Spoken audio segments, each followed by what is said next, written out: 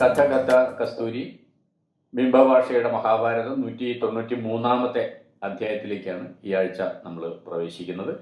ഈ ആഴ്ചത്തെ കഥ പറഞ്ഞു തുടങ്ങുന്നതിന് മുമ്പ് വളരെ പ്രധാനപ്പെട്ട സന്തോഷകരമായ ഒരു കാര്യം അറിയിക്കേണ്ടതുണ്ട് എന്ന് തോന്നുന്നു. കഴിഞ്ഞ ദിവസം ന്യൂയോർക്കിൽ നിന്ന് അച്യുത് എന്ന് പറയുന്ന ഒരു സുഹൃത്ത് വിളിച്ചിട്ടുണ്ടായിരുന്നു. അദ്ദേഹത്തിന് എനിക്ക് നേരിട്ട് പരിചയമൊന്നുമില്ല, തൃശ്ശൂർക്കാരനാണ് എന്ന് പറഞ്ഞു. അദ്ദേഹം ന്യൂയോർക്കിൽ അവിടെ ഒരു എഞ്ചിനീയറിംഗ് കോളേജിൽ അധ്യാപകനായിട്ട് ജോലി ചെയ്തുകൊണ്ടിരിക്കുകയാണ് കഴിഞ്ഞ 20 വർഷമായിട്ട്. അദ്ദേഹം വിളിച്ചത് ഈ കഥ കഥ കസ്തൂരി ബിംബഭാഷയുടെ മഹാഭാരതം എന്ന ഈ യൂട്യൂബ് ചാനൽ അദ്ദേഹം സ്ഥിരമായിട്ട് കാണാറുണ്ട്. അദ്ദേഹത്തിന് അത് ഇഷ്ടപ്പെടുന്നുണ്ട്. മാത്രമല്ല ഇതിൻ്റെ പുസ്തക രൂപത്തിൽ മാതൃഭൂമി ഇപ്പോൾ പ്രസിദ്ധീകരിച്ച പുസ്തകം വാങ്ങിക്കാൻ അദ്ദേഹത്തിന് താല്പര്യമുണ്ട്. അതെങ്ങനെയാണ് പുസ്തകം കിട്ടുക എന്നൊക്കെ ചോദിക്കാനാണ് അദ്ദേഹം വിളിച്ചിരിക്കുന്നത്. അദ്ദേഹത്തിൻ്റെ ചേച്ചി സഹോദരിയൊക്കെ ഇവിടെ തൃശ്ശൂരുണ്ട്, അവർക്ക് അയച്ചു കൊടുത്താൽ മതി, അദ്ദേഹം അവിടെ നിന്ന് വാങ്ങിച്ചോളാം എന്ന് പറയുന്നു. ഞാനത് പുസ്തകത്തിനുള്ള കിട്ടാനുള്ള വഴിയൊക്കെ ഞാൻ പറഞ്ഞു. എൻ്റെ കയ്യിൽ കുറച്ച് കോപ്പികളുണ്ട്. 1000 രൂപ ഗൂഗിൾ പേ ചെയ്താൽ ഞാൻ പോസ്റ്റലായിട്ട് അയച്ചു കൊടുക്കാം. 1200 രൂപയാണ് പുസ്തകത്തിൻ്റെ മാർക്കറ്റ് വില മാതൃഭൂമി ഇട്ടിരിക്കുന്നത് എന്നൊക്കെ പറഞ്ഞു. അതിൻ്റെ കൂടെ അദ്ദേഹം പറഞ്ഞ കാര്യമാണ് വളരെ പ്രധാനപ്പെട്ട കാര്യം. അതായത് ഈ പുസ്തകം കുട്ടികൾക്ക് ഇഷ്ടപ്പെടുന്നു എന്ന് എൻ്റെ ഫേസ്ബുക്ക് പോസ്റ്റിൽ നിന്ന് അദ്ദേഹത്തിന് മനസ്സിലായി. 7ാം ക്ലാസ്സിലും 8ാം ക്ലാസ്സിലും ഒക്കെ പഠിക്കുന്ന കുട്ടികൾ പുസ്തകം വായിച്ച് എനിക്ക് അയച്ച അഭിപ്രായം കുറിപ്പുകളൊക്കെ ഞാൻ പോസ്റ്റ് ചെയ്തിട്ടുണ്ടായിരുന്നു. അപ്പോൾ കുട്ടികൾക്ക് വായിക്കാൻ സൗകര്യപ്പെടുന്ന തരത്തിൽ 10 വായനശാലകൾക്ക്, ലൈബ്രറികൾക്ക് ഈ പുസ്തകം സൗജന്യമായിട്ട് വാങ്ങിച്ചു കൊടുക്കാൻ, അതിൻ്റെ ചെലവ് അദ്ദേഹം എടുത്തുകൊണ്ട് ഈ പുസ്തകം അവർക്ക് എത്തിക്കാൻ അദ്ദേഹം തയ്യാറാണെന്ന് പറയും. അതിന് വായനശാലകളെ തിരഞ്ഞെടുക്കാൻ വേണ്ടി അദ്ദേഹം ആവശ്യപ്പെടുകയും ചെയ്തു. അദ്ദേഹത്തിൻ്റെ ആവശ്യം അനുസരിച്ച് ഞാൻ വായനശാലകളായിട്ട് ബന്ധപ്പെടുകയും 10 വായനശാലകളുടെ അഡ്രസ്സ് അദ്ദേഹത്തിന് ഉടനെ തന്നെ അയച്ച് കൊടുക്കുന്നതാണ്. അദ്ദേഹത്തോടുള്ള ഈ അച്യുതിനോടുള്ള സന്തോഷവും നന്ദിയൊക്കെ ഈ അവസരത്തിൽ പ്രകടിപ്പിക്കാം. വാസ്തവത്തിലൊരു പുസ്തകം എഴുതിയ ഒരാൾക്ക് ഒരു അവാർഡ് കിട്ടുന്നതിന്, ഏറ്റവും ശ്രേഷ്ഠമായ ഒരു അവാർഡ് കിട്ടുന്നതിന് തുല്യമായിട്ടൊരു പ്രതികരണമാണ് ലോകത്തിൻ്റെ മറ്റേതോ ഭാഗത്തുള്ള ഒരു മനുഷ്യൻ ഈ പുസ്തകം ഇഷ്ടപ്പെടുന്ന ഒരാൾ അദ്ദേഹം പുസ്തകം വാങ്ങിക്കുക മാത്രമല്ല, പുസ്തകം വിലപിടിച്ചതാണ്, വിലയേറിയതാണ്, കുട്ടികൾ വായിക്കേണ്ടതാണ് എന്ന് മനസ്സിലാക്കിയിട്ട് അത് വായനശാലകൾക്ക് സ്പോൺസർ ചെയ്യാനുള്ള സന്മനസ് കാണിച്ചിരിക്കുന്നു എന്നുള്ളത് അങ്ങേറ്റം സന്തോഷത്തോടു കൂടി അദ്ദേഹത്തിൻ്റെ ആ റിക്വസ്റ്റ് അല്ലെങ്കിൽ അദ്ദേഹത്തിൻ്റെ ആ ഓഫർ സ്വീകരിക്കുകയാണ്. നമ്മൾ കഴിഞ്ഞ വർഷം പറഞ്ഞ് അവസാനിപ്പിച്ചത് ശാന്തി പർവ്വത്തിലെ 88ാമത്തെ അധ്യായത്തിലെ കഥയാണ്. അതായത് മഹാഭാരതം ഒറ്റ നോട്ടത്തിൽ ഒന്ന് ഓടിച്ചു പോവുകയാണ് ഇപ്പം ചെയ്യുന്നത്. 12ാമത്തെ പർവ്വമായിട്ട് ശാന്തി പർവ്വത്തിൽ ഇപ്പം എത്തി. കഥ വിസ്തരിക്കുകയല്ല, കഥ നമ്മൾ പറഞ്ഞു കഴിഞ്ഞാണ്. അതിൽ പ്രധാനപ്പെട്ട ഹൈലൈറ്റ് ചെയ്ത് പറയേണ്ട ചില കാര്യങ്ങൾ, ചില ഊന്നലുകളെ കുറിച്ച് മാത്രം പറഞ്ഞ് പോവുകയാണ്. 12ാമത്തെ പർവ്വത്തിലെ 88ാമത്തെ അധ്യായത്തിൽ നമ്മുടെ രാജ്യത്ത് പണ്ട് കാലത്ത് നിലവിലുണ്ടായിരുന്ന ജനാധിപത്യത്തിൻ്റെ പ്രാഗ്രൂപങ്ങളെ കുറിച്ചാണ് ഇവിടെ വിവരിക്കുന്നത്. നമ്മൾ ഇന്നലെ കഴിഞ്ഞ ദിവസം പറഞ്ഞതുപോലെ ഒരുപക്ഷെ അത് മൗര്യ കാലഘട്ടത്തിന് തൊട്ട് മുമ്പായിട്ട് ഇന്ത്യയിൽ നിലനിന്നിട്ടുണ്ടായിരുന്ന ജനാധിപത്യത്തിൻ്റെ ഒരു രൂപത്തെക്കുറിച്ചായിരിക്കാം ഇവിടെ സൂചിപ്പിക്കുന്നത്. അപ്പോൾ നേരത്തെ ഉണ്ടായിരുന്ന കഥയിൽ, മഹാഭാരത കഥയിൽ ഇതൊക്കെ പിൽക്കാലത്ത് കൂട്ടിച്ചേർത്തതായിരിക്കാം ഈ ഒരു ജനാധിപത്യ രൂപത്തെക്കുറിച്ചുള്ള വിവരങ്ങളൊക്കെ. പക്ഷെ എന്നാൽ പോലും അത് ചരിത്രവും അതുപോലെ സാമ്പത്തിക ശാസ്ത്രവും ഒക്കെ പഠിക്കുന്ന, സാമൂഹ്യ ശാസ്ത്രത്തെക്കുറിച്ച് പഠനം നടത്തുന്ന വിദ്യാർത്ഥികൾക്ക് വിലപ്പെട്ട ഒരു രേഖയാണിത്. മഹാഭാരതത്തിൻ്റെ ഉള്ളിൽ കഥയുടെ ഭാഗമായിട്ട് ഇങ്ങനെ ഒരു കാര്യം പറയുന്നുള്ളത്. ഓരോ ഗ്രാമത്തിനും ഒരു അധിപതി ഉണ്ടായിരുന്നു എന്നും അങ്ങനെ 10 ഗ്രാമങ്ങൾക്ക് ചുമതലയുള്ള ഒരു ദശഗ്രാമ മുഖ്യൻ ഉണ്ടായിരുന്നു എന്നും 2 ദശഗ്രാമ മുഖ്യന്മാർക്ക് മേലെ ഒരു മുഖ്യൻ, 20 ഗ്രാമങ്ങൾക്ക് തലവനായിട്ട് ഒരു മുഖ്യൻ ഉണ്ടായിരുന്നു എന്നും 100 ഗ്രാമങ്ങൾക്ക് ഒരു ഗ്രാമമുഖ്യൻ ഉണ്ടായിരുന്നു, ശതഗ്രാമ മുഖ്യൻ ഉണ്ടായിരുന്നു എന്നും അങ്ങനെ രാജാവിലേക്ക് എത്തുന്നതിന് മുമ്പ് പല തട്ടുകളിലായിട്ട് അധികാരത്തിൻ്റെ ശ്രേണികൾ ഉണ്ടായിരുന്നു. അവിടെയൊക്കെ ഒരു തരത്തിൽ പൂർണ്ണമായിട്ടുള്ള ഇന്ന് നമ്മൾ മനസ്സിലാക്കുന്ന ജനാധിപത്യം അല്ലെങ്കിൽ പോലും ജനങ്ങളിലെ ഒരു വിഭാഗത്തിനെങ്കിലും, എല്ലാ ജനങ്ങളൊന്നും ആ പ്രക്രിയയിൽ പങ്കെടുത്തിട്ടുണ്ടായിരിക്കില്ല. ഒരുപക്ഷെ സമൂഹത്തിലെ ഏറ്റവും വരേണ്യരായിട്ടുള്ള, സാമ്പത്തിക ശേഷിയുള്ള, ജാതിയിൽ മുമ്പിൽ നിൽക്കുന്ന ആളുകളൊക്കെ ആയിരിക്കാം അതിൻ്റെ തീരുമാനങ്ങൾ എടുത്തിട്ടുണ്ടാകും. പക്ഷെ എന്നാൽ പോലും കുറച്ചുകൂടി ജനകീയമായിട്ടുള്ള തരത്തിലൊരു തെരഞ്ഞെടുപ്പ് സമ്പ്രദായം ഉണ്ടായിരുന്നു. ആ ആളുകളൊക്കെ തന്നെ രാജാവിനോട് ഈ രാജ്യത്തിൻ്റെ പല ഗ്രാമങ്ങളിലുള്ള അവസ്ഥയെക്കുറിച്ച് വിവരിക്കേണ്ടതുണ്ടായിരുന്നു. അവർക്ക് മുകളിലൊക്കെ രാജാവിൽ എത്തുന്ന തരത്തിലുള്ള ഒരു ഉന്നത അധികാരത്തിൻ്റെ ഒരു ശ്രേണി ഉണ്ടായിരുന്നു. ഓരോ നഗരത്തിലും ഈ ആകാശത്തിൽ മുഴുവൻ കാര്യങ്ങളെയും വീക്ഷിച്ചുകൊണ്ട് നിൽക്കുന്ന ഒരു നക്ഷത്രത്തെ പോലെ നഗരത്തിലെ മുഴുവൻ കാര്യങ്ങളെയും വീക്ഷിച്ചുകൊണ്ട് നഗരത്തിൻ്റെ ഒരു അധിപതി ഉണ്ടായിരുന്നു. അദ്ദേഹത്തിന് മനസ്സിലാക്കിയ കാര്യങ്ങളൊക്കെ രാജാവിന് അപ്പോൾ റിപ്പോർട്ട് ചെയ്യേണ്ടതുണ്ടായിരുന്നു. തൻ്റെ കീഴിലുള്ള എല്ലാവരെയും എല്ലായ്പ്പോഴും സൂക്ഷ്മമായിട്ട് നിരീക്ഷണം ചെയ്തുകൊണ്ടിരിക്കണം ആ ഉദ്യോഗസ്ഥൻ. മാത്രമല്ല, മറ്റുള്ളവരുടെ സമ്പത്ത് കവർന്നെടുക്കുന്നവരെ പറ്റിയും മറ്റുള്ളവരോട് തിന്മ ചെയ്യുന്നവരെ പറ്റിയും എല്ലാം കൃത്യമായിട്ട് അദ്ദേഹത്തിന് ധാരണയുണ്ടായിരിക്കണം. അദ്ദേഹം ആ കാര്യങ്ങൾ രാജാവിനെ അറിയിക്കുകയും ചെയ്യണം എന്ന് പറയുന്നുണ്ട്. അപ്പോൾ ഒരു സർവൈലൻസിൻ്റെ ഒരു സമൂഹത്തിൻ്റെ മേലെ രാജാവിൻ്റെ അധികാരം വളരെ സൂക്ഷ്മതലത്തിൽ വരെ എത്തുന്ന തരത്തിലുള്ള ഒരു സർവൈലൻസിൻ്റെ ഒരു രൂപം നമുക്കിവിടെ കാണാൻ പറ്റും. അതേപോലെ 88-ാമത്തെ അധ്യായത്തിലെ 11-ാമത്തെ ശ്ലോകത്തിൽ പറയുന്നത്, 11 മുതൽക്കുള്ള ശ്ലോകത്തിൽ പറയുന്നത്, വിക്രയം ക്രയം അധ്വാനം ഭക്തം ച സ പരിവ്യയം യോഗക്ഷേമം ച സംപ്രേക്ഷ്യ വണിജ കരയേത്കരൻ. രാജ്യത്ത് നടക്കുന്ന ക്രയവിക്രയങ്ങളുടെ അവസ്ഥ, പാതകളുടെ സ്ഥിതി, ഭക്ഷണം, വസ്ത്രം, വാണിജ്യത്തിൽ ഏർപ്പെട്ടിരിക്കുന്നവരുടെ കയ്യിലുള്ള ശേഖരം, അവരുടെ ലാഭം, ഇവയൊക്കെ പരിഗണിച്ചുകൊണ്ടായിരിക്കണം രാജാവ് നികുതി പിരിക്കേണ്ടത് എന്ന് പറയുന്നുണ്ട്. ഉൽപ്പത്തിയും ദാനവൃത്തിയും ച ശില്പം സംപ്രേക്ഷിച്ച ആസകൃത് ശില്പപ്രതികരാനേവ ശില്പിന പ്രതികാരയ. ഉൽപാദനത്തിന്റെ അളവും ഉൽപാദന പ്രക്രിയയിൽ ഏർപ്പെട്ടിരിക്കുന്നവരുടെ വരവും ചെലവും ശില്പം അഥവാ പ്രവൃത്തിയുടെ അവസ്ഥയും പരിഗണിച്ചുകൊണ്ട് വേണം ഓരോ കൈവേലയ്ക്കും വേലയിൽ ഏർപ്പെട്ടിരിക്കുന്ന വ്യക്തികൾക്കും രാജാവ് നികുതി നിശ്ചയിക്കാൻ എന്ന് പറയുന്നുണ്ട്. രാജാവിന് ഉയർന്ന നിരക്കിൽ നികുതി പിരിക്കാം, പക്ഷേ ജനങ്ങളെ നശിപ്പിക്കുന്ന തരത്തിൽ സർവവും ഹരിച്ചുകൊണ്ടൊരിക്കലും നികുതി പിരിക്കരുത് എന്ന് നിഷ്കർഷിക്കുന്നുമുണ്ട്. അതിന് കാരണം ഫലവും കർമ്മവും പരിഗണിക്കാതെ, അഥവാ ഒരു ഉൽപ്പന്നത്തിന്റെ വിലയും അത് ഉൽപ്പാദിപ്പിക്കാൻ ആവശ്യമായ അധ്വാനവും പരിഗണിക്കാതെ രാജാവ് നികുതി പിരിക്കരുത് എന്നും ഭീഷ്മർ ഉപദേശിക്കുന്നുണ്ട്. കാരണം ഫലത്തിനു വേണ്ടിയല്ലാതെ അഥവാ ഫലം പരിഗണിക്കാതെ ആരും കർമ്മം ചെയ്യുകയില്ല എന്നും യുധിഷ്ഠിരനെ ഓർമ്മിപ്പിക്കുന്നുണ്ട് ഭീഷ്മർ.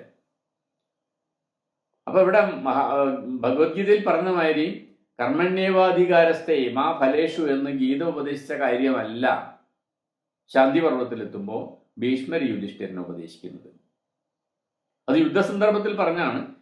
ഇവിടെ രാജ്യം ഭരിക്കുന്ന സന്ദർഭമാണ്. അവിടെ കർമ്മം പ്രതീക്ഷിക്കാതെ ആരും ഒരു പ്രവൃത്തിയും ചെയ്യില്ല. ഫലം കർമ്മം ച സംപ്രേക്ഷ്യ തത സർവം പ്രകൽപ്പയേത്.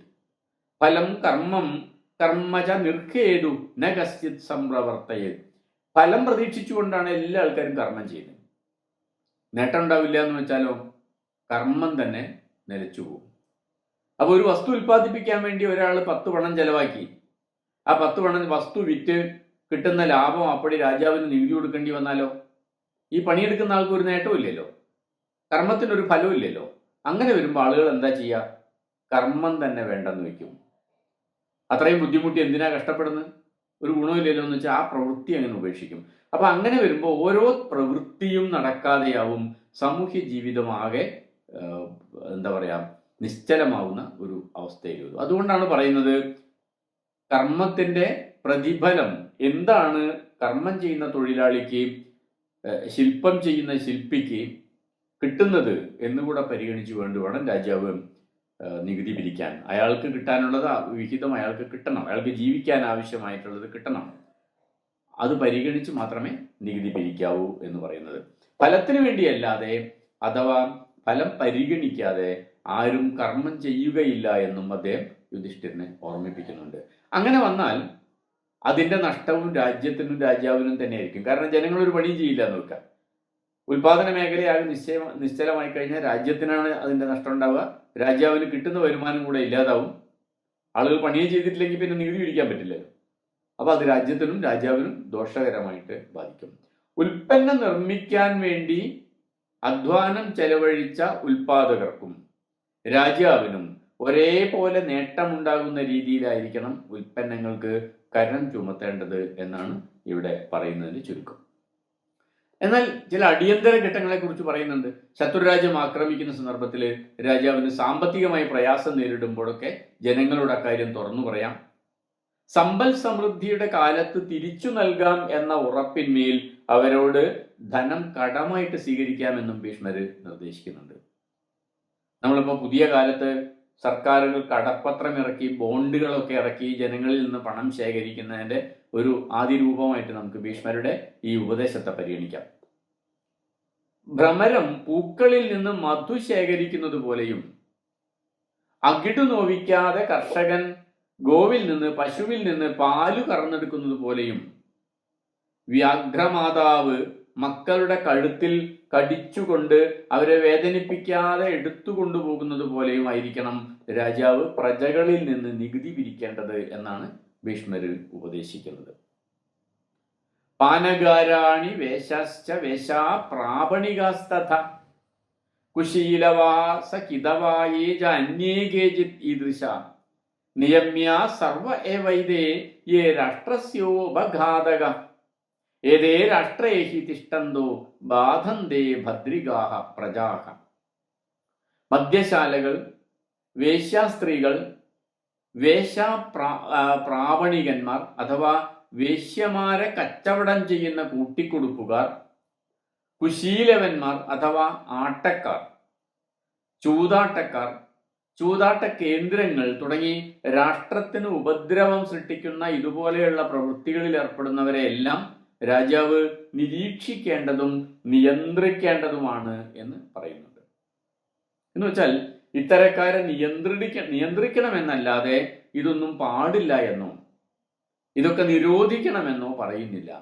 അതിനർത്ഥം നിയന്ത്രണങ്ങൾക്ക് വിധേയമായി ഈ കൂട്ടർക്കൊക്കെ പ്രവർത്തിക്കാമെന്നാണ്. മദ്യശാലകൾ ഉണ്ടായിരുന്നു സമൂഹത്തിൽ.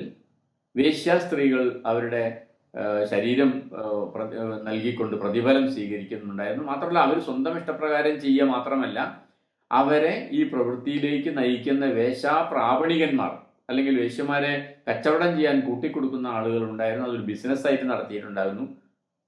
ആട്ടക്കാരുണ്ട്, നൃത്തവും അതുപോലെ ആട്ടങ്ങൾ നടത്തുന്ന ആൾക്കാരുണ്ട്, ചൂതാട്ടക്കാരുണ്ട്, ചൂതാട്ട കേന്ദ്രങ്ങളുണ്ട് തുടങ്ങി സാമൂഹ്യ ജീവിതത്തിൻ്റെ അക്കാലത്ത് നിലവിലുണ്ടായിരുന്ന ഒരു അവസ്ഥ നമുക്ക് ഈ ശ്ലോകങ്ങളിൽ നിന്ന് കിട്ടും. അപ്പോൾ ദ്വാപര യുഗമാണ്, കൃഷ്ണൻ ജീവിച്ചിരിക്കുന്ന യുഗമാണ്. കലിയുഗം എത്തിയതിൻ്റെ ശേഷമാണ് എല്ലാ നാശവും സംഭവിച്ചത് എന്ന് പറയാൻ കഴിയില്ല.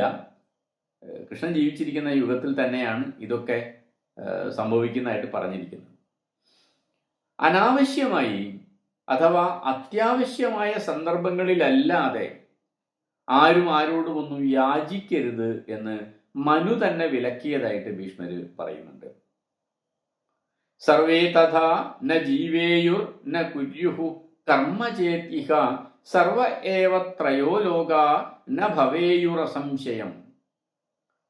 സമൂഹത്തിലെ മുഴുവൻ മനുഷ്യരും ഒരു പണിയും ചെയ്യാതെ ഭിക്ഷയെടുത്ത് ജീവിക്കാൻ തീരുമാനിച്ചാൽ ലോകം അവസാനിക്കും എന്ന കാര്യത്തിൽ യാതൊരു സംശയവുമില്ല എന്നാണ് യുധിഷ്ഠിരൻ പറയുന്നത്.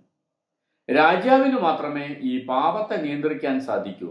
പ്രജകളുടെ പാപത്തെ തടയാത്ത രാജാവ് പാപത്തിന്റെ 4/1 അനുഭവിക്കേണ്ടി വരും എന്നും പറയുന്നുണ്ട്. അപ്പോൾ ഭിക്ഷാടനം ചെയ്ത് ജീവിക്കുന്ന ആളുകളെ ഒന്ന് നിയന്ത്രിക്കേണ്ടതാണ്. സമൂഹത്തിലുള്ള മുഴുവൻ മനുഷ്യരും ഭിക്ഷയെടുത്ത് ജീവിക്കാൻ തുടങ്ങിയാൽ സാമൂഹ്യ പുരോഗതി ഇല്ലാതെയാവും. രാജാവിന് മാത്രമേ അതിനെ നിയന്ത്രിക്കാൻ സാധിക്കൂ എന്നൊരു കാര്യം ഇവിടെ പെടുന്നുണ്ട്. മാത്രമല്ല തുടർന്ന് 89-ാമത്തെ അധ്യായത്തിലെ 16-ാമത്തെ ശ്ലോകമാണ് ഇപ്പൊ ചൊല്ലി. 20-ാമത്തെ ശ്ലോകത്തിൽ അത് വീണ്ടും ആവർത്തിക്കുന്നു. മാതേ രാഷ്ട്രേ യാജനക മാതേ ഭൂയശ്ച ദസ്യുവ ഇഷ്ടാദാധാര ഏവൈതേ നൈതേ ഭൂതസ്യ ഭാവകാഹ. താങ്കളുടെ രാഷ്ട്രത്തിൽ, അല്ലയോ രാജാവേ, താങ്കളുടെ രാഷ്ട്രത്തിൽ യാചകന്മാർ ഇല്ലാതിരിക്കട്ടെ. മാ തേ രാഷ്ട്രേ യാചനക മാതേ ഭൂയുശ്ച ദസ്യവ. ദസ്യുക്കളും ധർമ്മനിഷ്ഠയുള്ളവരല്ല.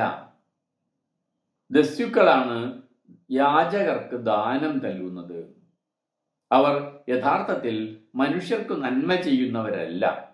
അങ്ങനെയുള്ളവർ താങ്കളുടെ രാഷ്ട്രത്തിൽ വസിച്ചുകൊണ്ട് മറ്റുള്ളവർക്ക് നന്മ ചെയ്യട്ടെ.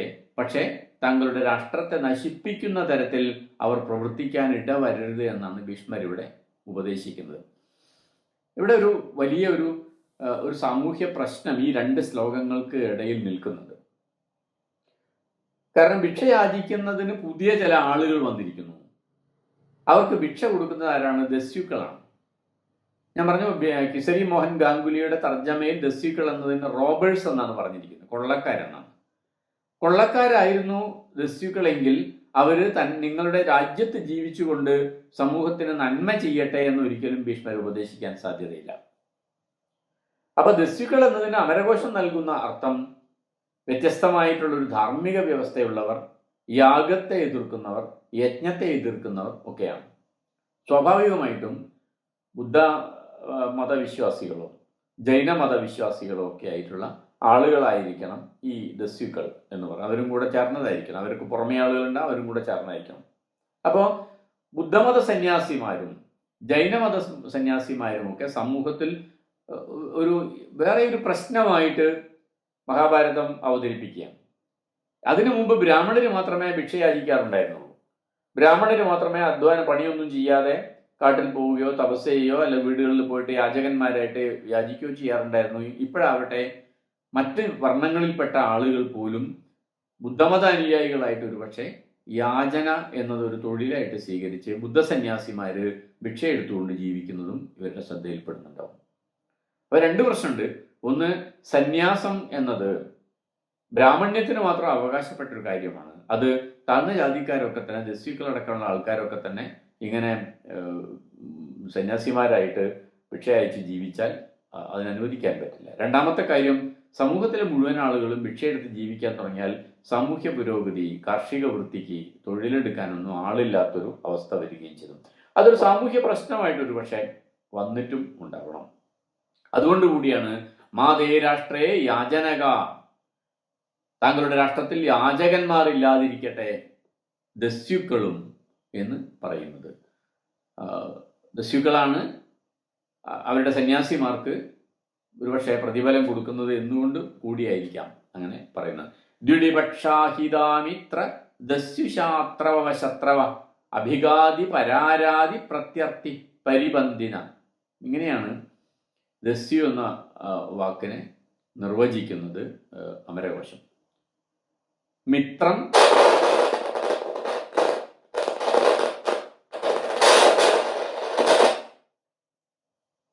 മിത്രം, സഖാവ്, സ്നേഹിക്കുന്നവൻ എന്നൊക്കെയുള്ള പദങ്ങളുടെ എതിർപക്ഷത്തിലാണ് ദസ്യു എന്ന പദം നിൽക്കുന്നത്.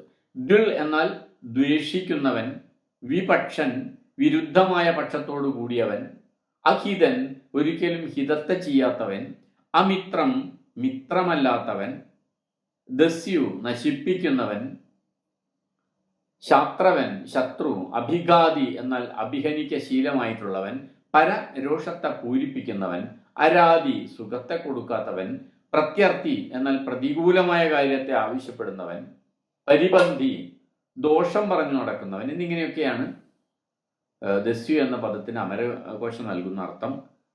ഈ പ്രകരണത്തിൽ ജനങ്ങളുടെയോ രാജാവിൻ്റെയോ ധനത്തെ കൊള്ളയടിക്കുന്നതിനെ കുറിച്ച് സൂചന പോലും ഇല്ല എന്നർത്ഥം. അതിനാൽ ദസ്യു എന്ന വാക്കിന് അനാര്യൻ, അസുരൻ, വർണ്ണാശ്രമധർമ്മത്തിൽ വിശ്വസിക്കാത്ത ബുദ്ധ ജൈന ഭിക്ഷുക്കൾ എന്നൊക്കെ അർത്ഥം സ്വീകരിക്കുന്നതായിരിക്കും കൂടുതൽ യുക്തം. അങ്ങനെ വരുമ്പോൾ രാജ്യത്ത് ഭിക്ഷയെടുത്ത് ജീവിക്കുന്നവരും ദസ്യുക്കളും ഇല്ലാതിരിക്കട്ടെ എന്ന ഭീഷ്മരുടെ ഉപദേശത്തിൽ ബുദ്ധ ജൈന മതാചാരങ്ങളോടും അതിൻ്റെ വിശ്വാസികളോടും അതിൽപ്പെട്ട സന്യാസികളോടും ഒക്കെയുള്ള ശത്രുത കൂടി നമുക്ക് കാണാൻ സാധിക്കും. ശ്രുതിധർമ്മ ഇതിഹ്യ ഏകേ നേതി ആഹുർ അപരേജനാഹ നതു തത് പ്രത്യസൂയാമോ നഹി സർവം വിധീയതേ. ചിലർ പറയുന്നത് ധർമ്മത്തെക്കുറിച്ചെല്ലാം ശ്രുതികളിൽ അഥവാ വേദത്തിൽ നിശ്ചയിച്ച് വച്ചിട്ടുണ്ട് എന്നാണ്. മറ്റു ചിലർ അതിനോട് യോജിക്കുന്നില്ല. അങ്ങനെ അഭിപ്രായപ്പെടുന്നവരെ ഞാൻ തടയുകയില്ല. കാരണം എല്ലാ കാര്യങ്ങളും ശ്രുതി അഥവാ വേദത്തിൽ പറഞ്ഞു വയ്ക്കുക എന്നത് സാധ്യമല്ല. ഇതാണ് ഭീഷ്മർ നൽകുന്ന ഒരു ഉപദേശം. ഈ ഉപദേശവും അതുപോലെ തന്നെ വളരെ പ്രധാനപ്പെട്ട, മഹാഭാരതം അതുവരെ പലപ്പോഴും മുന്നോട്ട് വെച്ച, അല്ലെങ്കിൽ നമ്മുടെ പുരാണങ്ങളും പുരാവൃത്തങ്ങളും ഒക്കെ മുന്നോട്ട് വെച്ച ദാർശനിക തലത്തെ തിരുത്തുന്ന ഒരു മെസ്സേജ് ഇതിലുണ്ട്. ശാന്തിപർവ്വത്തിലെ 110 അധ്യായത്തിലെ 12 ശ്ലോകം ആണ് ഇങ്ങനെ പറയുന്നത്: ശ്രുതി ധർമ്മ ഇതിഹ്യ ഏകേ നേതി ആഹുർ അപരേജന. ചിലർ പറയുന്നത് ധർമ്മത്തെക്കുറിച്ചെല്ലാം ശ്രുതികളിൽ അഥവാ വേദത്തിൽ നിശ്ചയിച്ചു വെച്ചിട്ടുണ്ട് എന്നാണ്. വേദം പ്രമാണം എന്നാണ്. വേദത്തിൽ പറഞ്ഞാൽ പിന്നെ അതിൻ്റെ അപ്പുറത്ത് ഒന്നുമില്ല, വേദത്തിൽ പറയാത്തതായിട്ട് ഒന്നുമില്ല. ഇപ്പൊ സമൂഹത്തിലെ എല്ലാ കാര്യത്തിനും അടിസ്ഥാനം വേദമാണ് എന്ന് ഒരു നിലപാട് ചില ആളുകൾ എടുത്തു കാണാറുണ്ട്. എന്നാൽ തനിക്ക് ആ നിലപാടിനോട് യോജിപ്പില്ല എന്നാണ് ഭീഷ്മര് ഇവിടെ പറയുന്നത്. എന്നുവെച്ചാൽ ശ്രുതി മാത്രമല്ല പ്രമാണം എന്ന് സ്ഥാപിക്കുകയാണ് ഭീഷ്മര് ഇവിടെ. അപ്പോൾ ശ്രുതി പ്രമാണമാണ് എന്നത്, വേദം പ്രമാണം എന്ന് അംഗീകരിക്കാത്തതിന്റെ പേരിൽ നരകത്തിൽ പോയ കുറെ ആളുണ്ട്. കൃഷ്ണനൊക്കെ അങ്ങനെ പോകുന്നയാളാണ്. പല പല കഥകളുമുണ്ട്. വേദമാണ് പ്രമാണം എന്നാണ് നമ്മുടെ ആളുകൾ പലപ്പോഴും, ഇപ്പം പോലും നമ്മുടെ നാട്ടിലെ ഒരുപാട് ആൾക്കാർ അങ്ങനെ വിശ്വസിക്കുന്നവരുണ്ട്. എല്ലാ കാര്യങ്ങളും വേദത്തിൽ പറഞ്ഞിരിക്കുന്നു, വേദത്തിൽ പറയാത്തതായിട്ട് ഒരു ജ്ഞാനവുമില്ല, നമുക്കിപ്പോഴത് മനസ്സിലാവാഞ്ഞിട്ടാണ് എന്നാണ് അവരുടെ വിശ്വാസം. എന്നാൽ മഹാഭാരത കാലത്ത് തന്നെയുള്ള ഭീഷ്മര് അതിനെ നിരാകരിക്കുകയാണ് ചെയ്യുന്നത്. മാത്രമല്ല, ഭീഷ്മര് നിരാകരിക്കുന്നത് മാത്രമല്ല, തൻ്റെ തലമുറയിൽപ്പെട്ട പുതിയ ഭരണാധികാരിക്ക് കൊടുക്കുന്ന ഉപദേശം വേദത്തെ മാത്രം പ്രമാണമായിട്ട് സ്വീകരിച്ചാൽ പോരാ എന്നാണ്. അപ്പൊ ആ അർത്ഥത്തിൽ ആ ശ്ലോകത്തിന് അത്രയേറെ പ്രാധാന്യമുണ്ട് എന്നർത്ഥം. ആധുനിക കാലത്തേക്ക് പോലും പ്രസക്തമായിട്ടുള്ള ഒരു നോട്ടം അല്ലെങ്കിൽ ഒരു നിരീക്ഷണം യുധിഷ്ഠിരന്റെ ഈ ഒരു വാക്കുകളിലുണ്ട്. കാരണം ഇന്ത്യയിൽ ഭാരതീയമായുടെ ദർശനങ്ങളിൽ പല തരത്തിലുള്ള ശ്രുതിയെ, വേദത്തെ മാത്രം പ്രമാണമായിട്ട് സ്വീകരിക്കുന്നവരെല്ലാം വേദത്തെയും അതിൻ്റെ കൂടെ തന്നെ മറ്റ് ജ്ഞാനങ്ങളെയും പ്രമാണമായിട്ട് സ്വീകരിക്കുന്നവരുണ്ട്, പ്രത്യക്ഷം പ്രമാണമായിട്ട് സ്വീകരിക്കുന്നവരുണ്ട്, പ്രത്യക്ഷവും അനുമാനവും കൂടി പ്രമാണമായിട്ട് സ്വീകരിക്കുന്ന ദർശനങ്ങളുണ്ട്, ബുദ്ധവും ജൈനവും ഒക്കെ ആയിട്ട് ദർശനങ്ങൾ. അത്തരത്തിൽ വേദം പ്രമാണമായിട്ട് സ്വീകരിക്കുന്ന ദർശനങ്ങൾക്ക് അപ്പുറത്തേക്ക് കടന്നുകൊണ്ട് വിശാലമായൊരു കാഴ്ചപ്പാടാണ് ഇവിടെ ഭീഷ്മര് അവതരിപ്പിക്കുന്നത് എന്ന് പറയാം. കാരണം അങ്ങനെയെല്ലാം ഒരു കൃതിയിൽ പറഞ്ഞു വെക്കുക, അല്ലെങ്കിൽ കുറച്ച് കൃതികളിൽ വരാനിരിക്കുന്ന കാലത്തെ നൂറ്റാണ്ടുകൾക്ക് ശേഷം 1000, 2000, 10,000 വർഷം കഴിഞ്ഞാൽ എന്ത് സംഭവിക്കുന്നു എന്നുള്ളത് ഒരു കൃതിയിൽ അങ്ങനെ പറഞ്ഞു വെക്കുക സാധ്യമല്ല എന്ന് വളരെ കൃത്യമായിട്ട് ഭീഷ്മര് പറയുന്നുണ്ട്. മറ്റൊരു കാര്യം ഭീഷ്മരുടെ അടുത്ത് യുധിഷ്ഠിരൻ ചോദിക്കുന്നത് രാജാക്കന്മാർക്ക് സന്തോഷം ഉണ്ടാവാൻ എന്താണ് ചെയ്യേണ്ടത് എന്നാണ്. കാരണം യുധിഷ്ഠിരന്റെ പ്രശ്നം സങ്കടമാണ്. യുദ്ധത്തിന്റെ കാര്യം, കുടുംബക്കാർ മരിച്ചതിന്റെ, ബന്ധുക്കൾ മരിച്ചതിന്റെ, താൻ ചെയ്തു പോയ തെറ്റിന്റെ, ഇതൊക്കെ ആലോചിച്ചിട്ടുള്ള നിരന്തരമായിട്ടുള്ള ദുഃഖമാണ് ഭീഷ്മരുടെ പ്രശ്നം. അപ്പൊ സന്തോഷം ഉണ്ടാവാൻ എന്താണ് ചെയ്യേണ്ടതെന്ന് ചോദിക്കുമ്പോൾ അതിനുള്ള മാർഗമല്ല ഭീഷ്മർ പറഞ്ഞു കൊടുക്കുന്നത്. അമിതമായ സന്തോഷം അലസതയാണ് എന്നും അലസത രാജാക്കന്മാരെയും രാജ്യത്തെയും നശിപ്പിക്കുമെന്നുമാണ് മറുപടിയായിട്ട് ഈ ഭീഷ്മർ പറയുന്നത്. ഉദാഹരണമായിട്ട് അദ്ദേഹം ഒരു രസകരമായിട്ടുള്ള കഥ പറയുന്ന ഒരു ഒട്ടകത്തിന്റെ കഥയാണ്. ഒട്ടകം തപസ് ചെയ്തപ്പോൾ ബ്രഹ്മാവ് പ്രത്യക്ഷപ്പെട്ടു. എന്താണ് വരം വേണ്ടതെന്ന് ചോദിച്ചു. ഒട്ടകം പറഞ്ഞു, എനിക്ക് പുല്ലും ഇലയൊന്നും അന്വേഷിച്ച് ഇങ്ങനെ കുറേ ദൂരം നടന്ന് പോകാൻ വയ്യ, അതുകൊണ്ട് എൻ്റെ കഴുത്ത് 100 യോജന നീളത്തിലേക്ക് നീണ്ടു പോകണം. അപ്പം എനിക്കൊരു പ്രത്യേക സ്ഥലത്ത് നിന്നുകൊണ്ട് 100 യോജന ചുറ്റളവിലുള്ള ഏത് സ്ഥലത്ത് പുല്ലോ ഇലയോ ഉണ്ടെങ്കിലും അതൊക്കെ തിന്നാനുള്ള കഴിവുണ്ടാവണം. അങ്ങനെ ബ്രഹ്മാവ് ഒട്ടകത്തിന് വരം കൊടുത്തു. ഒട്ടകത്തിന് നല്ല സുഖമായി. പിന്നീട് കഴുത്ത് നീട്ടി നീട്ടി നീട്ടി നീട്ടി ഗുഹയിലേക്കോ കാട്ടിലേക്കോ മലയിലേക്കോ ഒക്കെ നീട്ടി നീട്ടി വീട്ടിൽ നിന്നും പുറത്തിറങ്ങാതെ, താൻ നിൽക്കുന്ന സ്ഥലത്ത് നിന്ന് അനങ്ങാതെ ഭക്ഷണമൊക്കെ കിട്ടാൻ തുടങ്ങി. പക്ഷെ ഒരിക്കൽ ഒട്ടകം ഇങ്ങനെ തല നീട്ടി 100 യോജന ദൂരേക്ക് തല നീട്ടി ഏതോ ഒരു ഗുഹയിൽ നിന്ന് ഇലയൊക്കെ പറിച്ച് തിന്നുകൊണ്ടിരിക്കുന്നതിനിടയിൽ കൊടുങ്കാറ്റ് വരികയും മഴ പെയ്യുകയും പ്രളയമുണ്ടാവുകയും മരങ്ങൾ വഴിയിലൊക്കെ വീഴുകയും ഒട്ടകത്തിന് തല പിൻവലിക്കാൻ സാധിക്കാതെ ഒട്ടകത്തിൻ്റെ തല ഗുഹയിലും ഒട്ടകത്തിൻ്റെ ശരീരം അല്ലെങ്കിൽ അതിൻ്റെ ശത്രുക്കളെ ആക്രമിക്കാൻ ഏറ്റവും ശക്തമായിട്ട് ഉപയോഗിക്കുന്ന കാല് 100 യോജന ദൂരെയും പെട്ടുപോവുകയും ചെയ്തു. അങ്ങനെ ഒരു വിശന്നു വലഞ്ഞു വന്ന ഒരു കുറുക്കനും അവൻ്റെ ഭാര്യയും കുട്ടിയും കൂടി ഒട്ടകത്തിൻ്റെ തല തിന്നു തീർക്കുന്നതാണ് കഥയിൽ. അപ്പം രാജാക്കന്മാർക്ക് അമിതമായിട്ടുള്ള സന്തോഷത്തിന് വേണ്ടിയുള്ള വഴി കണ്ടെത്തരുത്. അമിതമായ സന്തോഷം അലസതയാണ്, അത് സർവനാശത്തിലേക്ക് നയിക്കും എന്നാണ് ഈ കഥയിലൂടെ ഭീഷ്മര് യുധിഷ്ഠിരനെ പറഞ്ഞ് ബോധ്യപ്പെടുത്തുന്നത്. അതേപോലെ മറ്റൊരു കാര്യം ഇവിടെ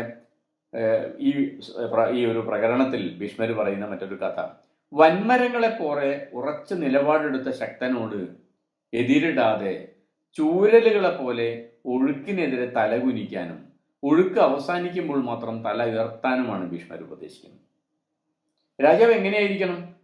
ഒരു വലിയ ശക്തനായ ഒരു ശത്രു രാജാവ് ആക്രമിക്കാൻ വന്നാൽ രാജാവ് എങ്ങനെയായിരിക്കണം? രാജ്യത്തിൻ്റെ സ്വാതന്ത്ര്യം രക്ഷിക്കാൻ വേണ്ടി തൻ്റെ എല്ലാ കഴിവും എടുത്ത് പോരാടി വീരമൃത്യു വരിച്ച് ആത്മാഭിമാനവും രാജ്യത്തിൻ്റെ അഭിമാനവും രാജ്യത്തിൻ്റെ സ്വാതന്ത്ര്യവും ഒക്കെ സംരക്ഷിക്കുകയാണോ വേണ്ടത്? കുരുക്ഷേത്ര യുദ്ധത്തിൽ ഗീതോപദേശം കേട്ടാൽ നമുക്ക് അങ്ങനെയാണ് തോന്നുന്നത്. കൃഷ്ണൻ പറയുന്നത് കേട്ടാൽ അതൊരു ചെറിയ കുടുംബത്തിന്റെ കലഹം മാത്രമാണ്. എന്നിട്ട് പോലും എല്ലാം മറന്നിട്ട് യുദ്ധം ചെയ്യാനും മരിച്ചവരൊക്കെ സ്വർഗത്തിലെത്തുന്നതാണ് കൃഷ്ണൻ ഉപദേശിക്കുന്നത് ഗീതയിൽ.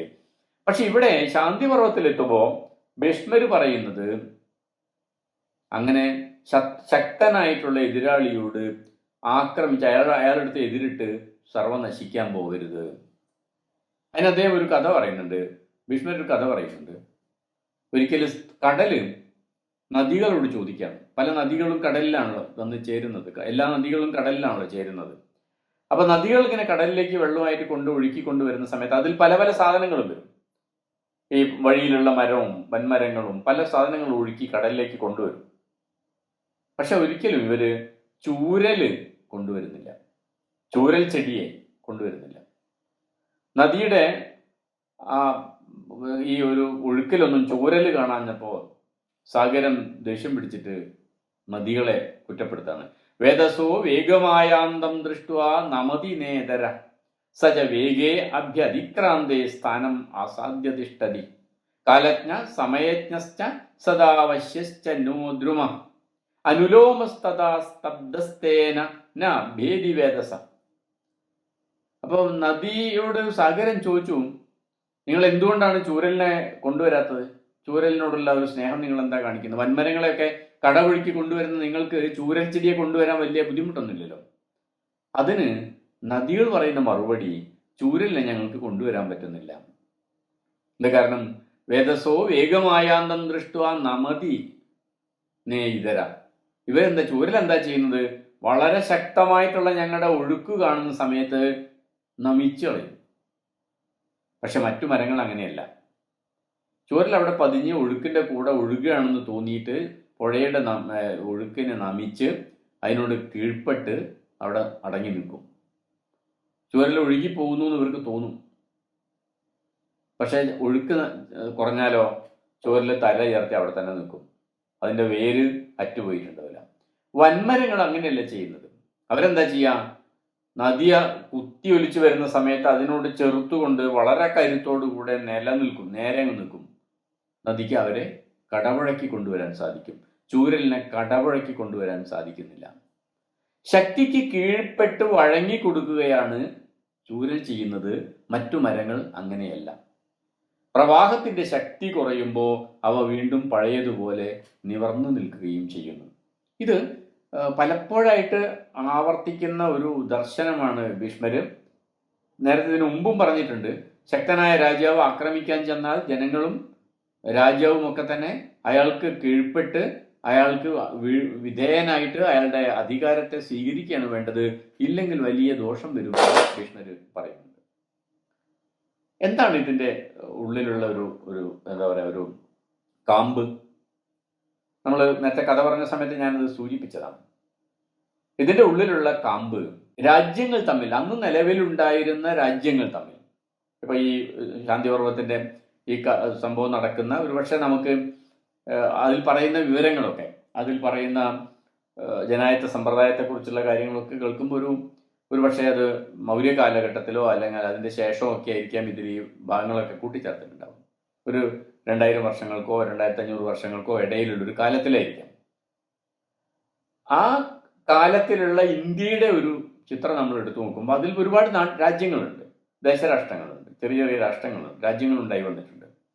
ഇപ്പോൾ മഗധയെ പോലെ, കോസലത്തെ പോലെ, പാഞ്ചാലത്തെ പോലെ, ഗാന്ധാരത്തെ പോലെ, കുരുരാജ്യത്തെ പോലെ, അംഗത്തെ പോലെ, വംഗത്തെ പോലെ, കലിംഗത്തെ പോലെ നിരവധി ചെറിയ ചെറിയ രാജ്യങ്ങളുണ്ട്. പക്ഷെ ആ രാജ്യങ്ങൾക്ക് മിക്കവാറും ഒരു പൊതു സ്വഭാവം വന്നു കഴിഞ്ഞിട്ടുണ്ട്.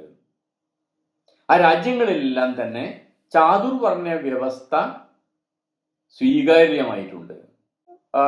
ആര്യന്മാരപ്പോഴത്തേക്കും നമ്മുടെ രാജ്യത്ത് വന്നിട്ട്, ഇന്ത്യയിലേക്ക് വന്നിട്ട്, അല്ലെങ്കിൽ ഒരു പക്ഷേ ഈ യാഗത്തിന്റെ വൈദിക പാരമ്പര്യം ഇന്ത്യയിലേക്ക് വന്നിട്ട് അപ്പോഴത്തേക്ക് ഒരുപക്ഷെ 1000 വർഷമൊക്കെ ആയിട്ടുണ്ട്.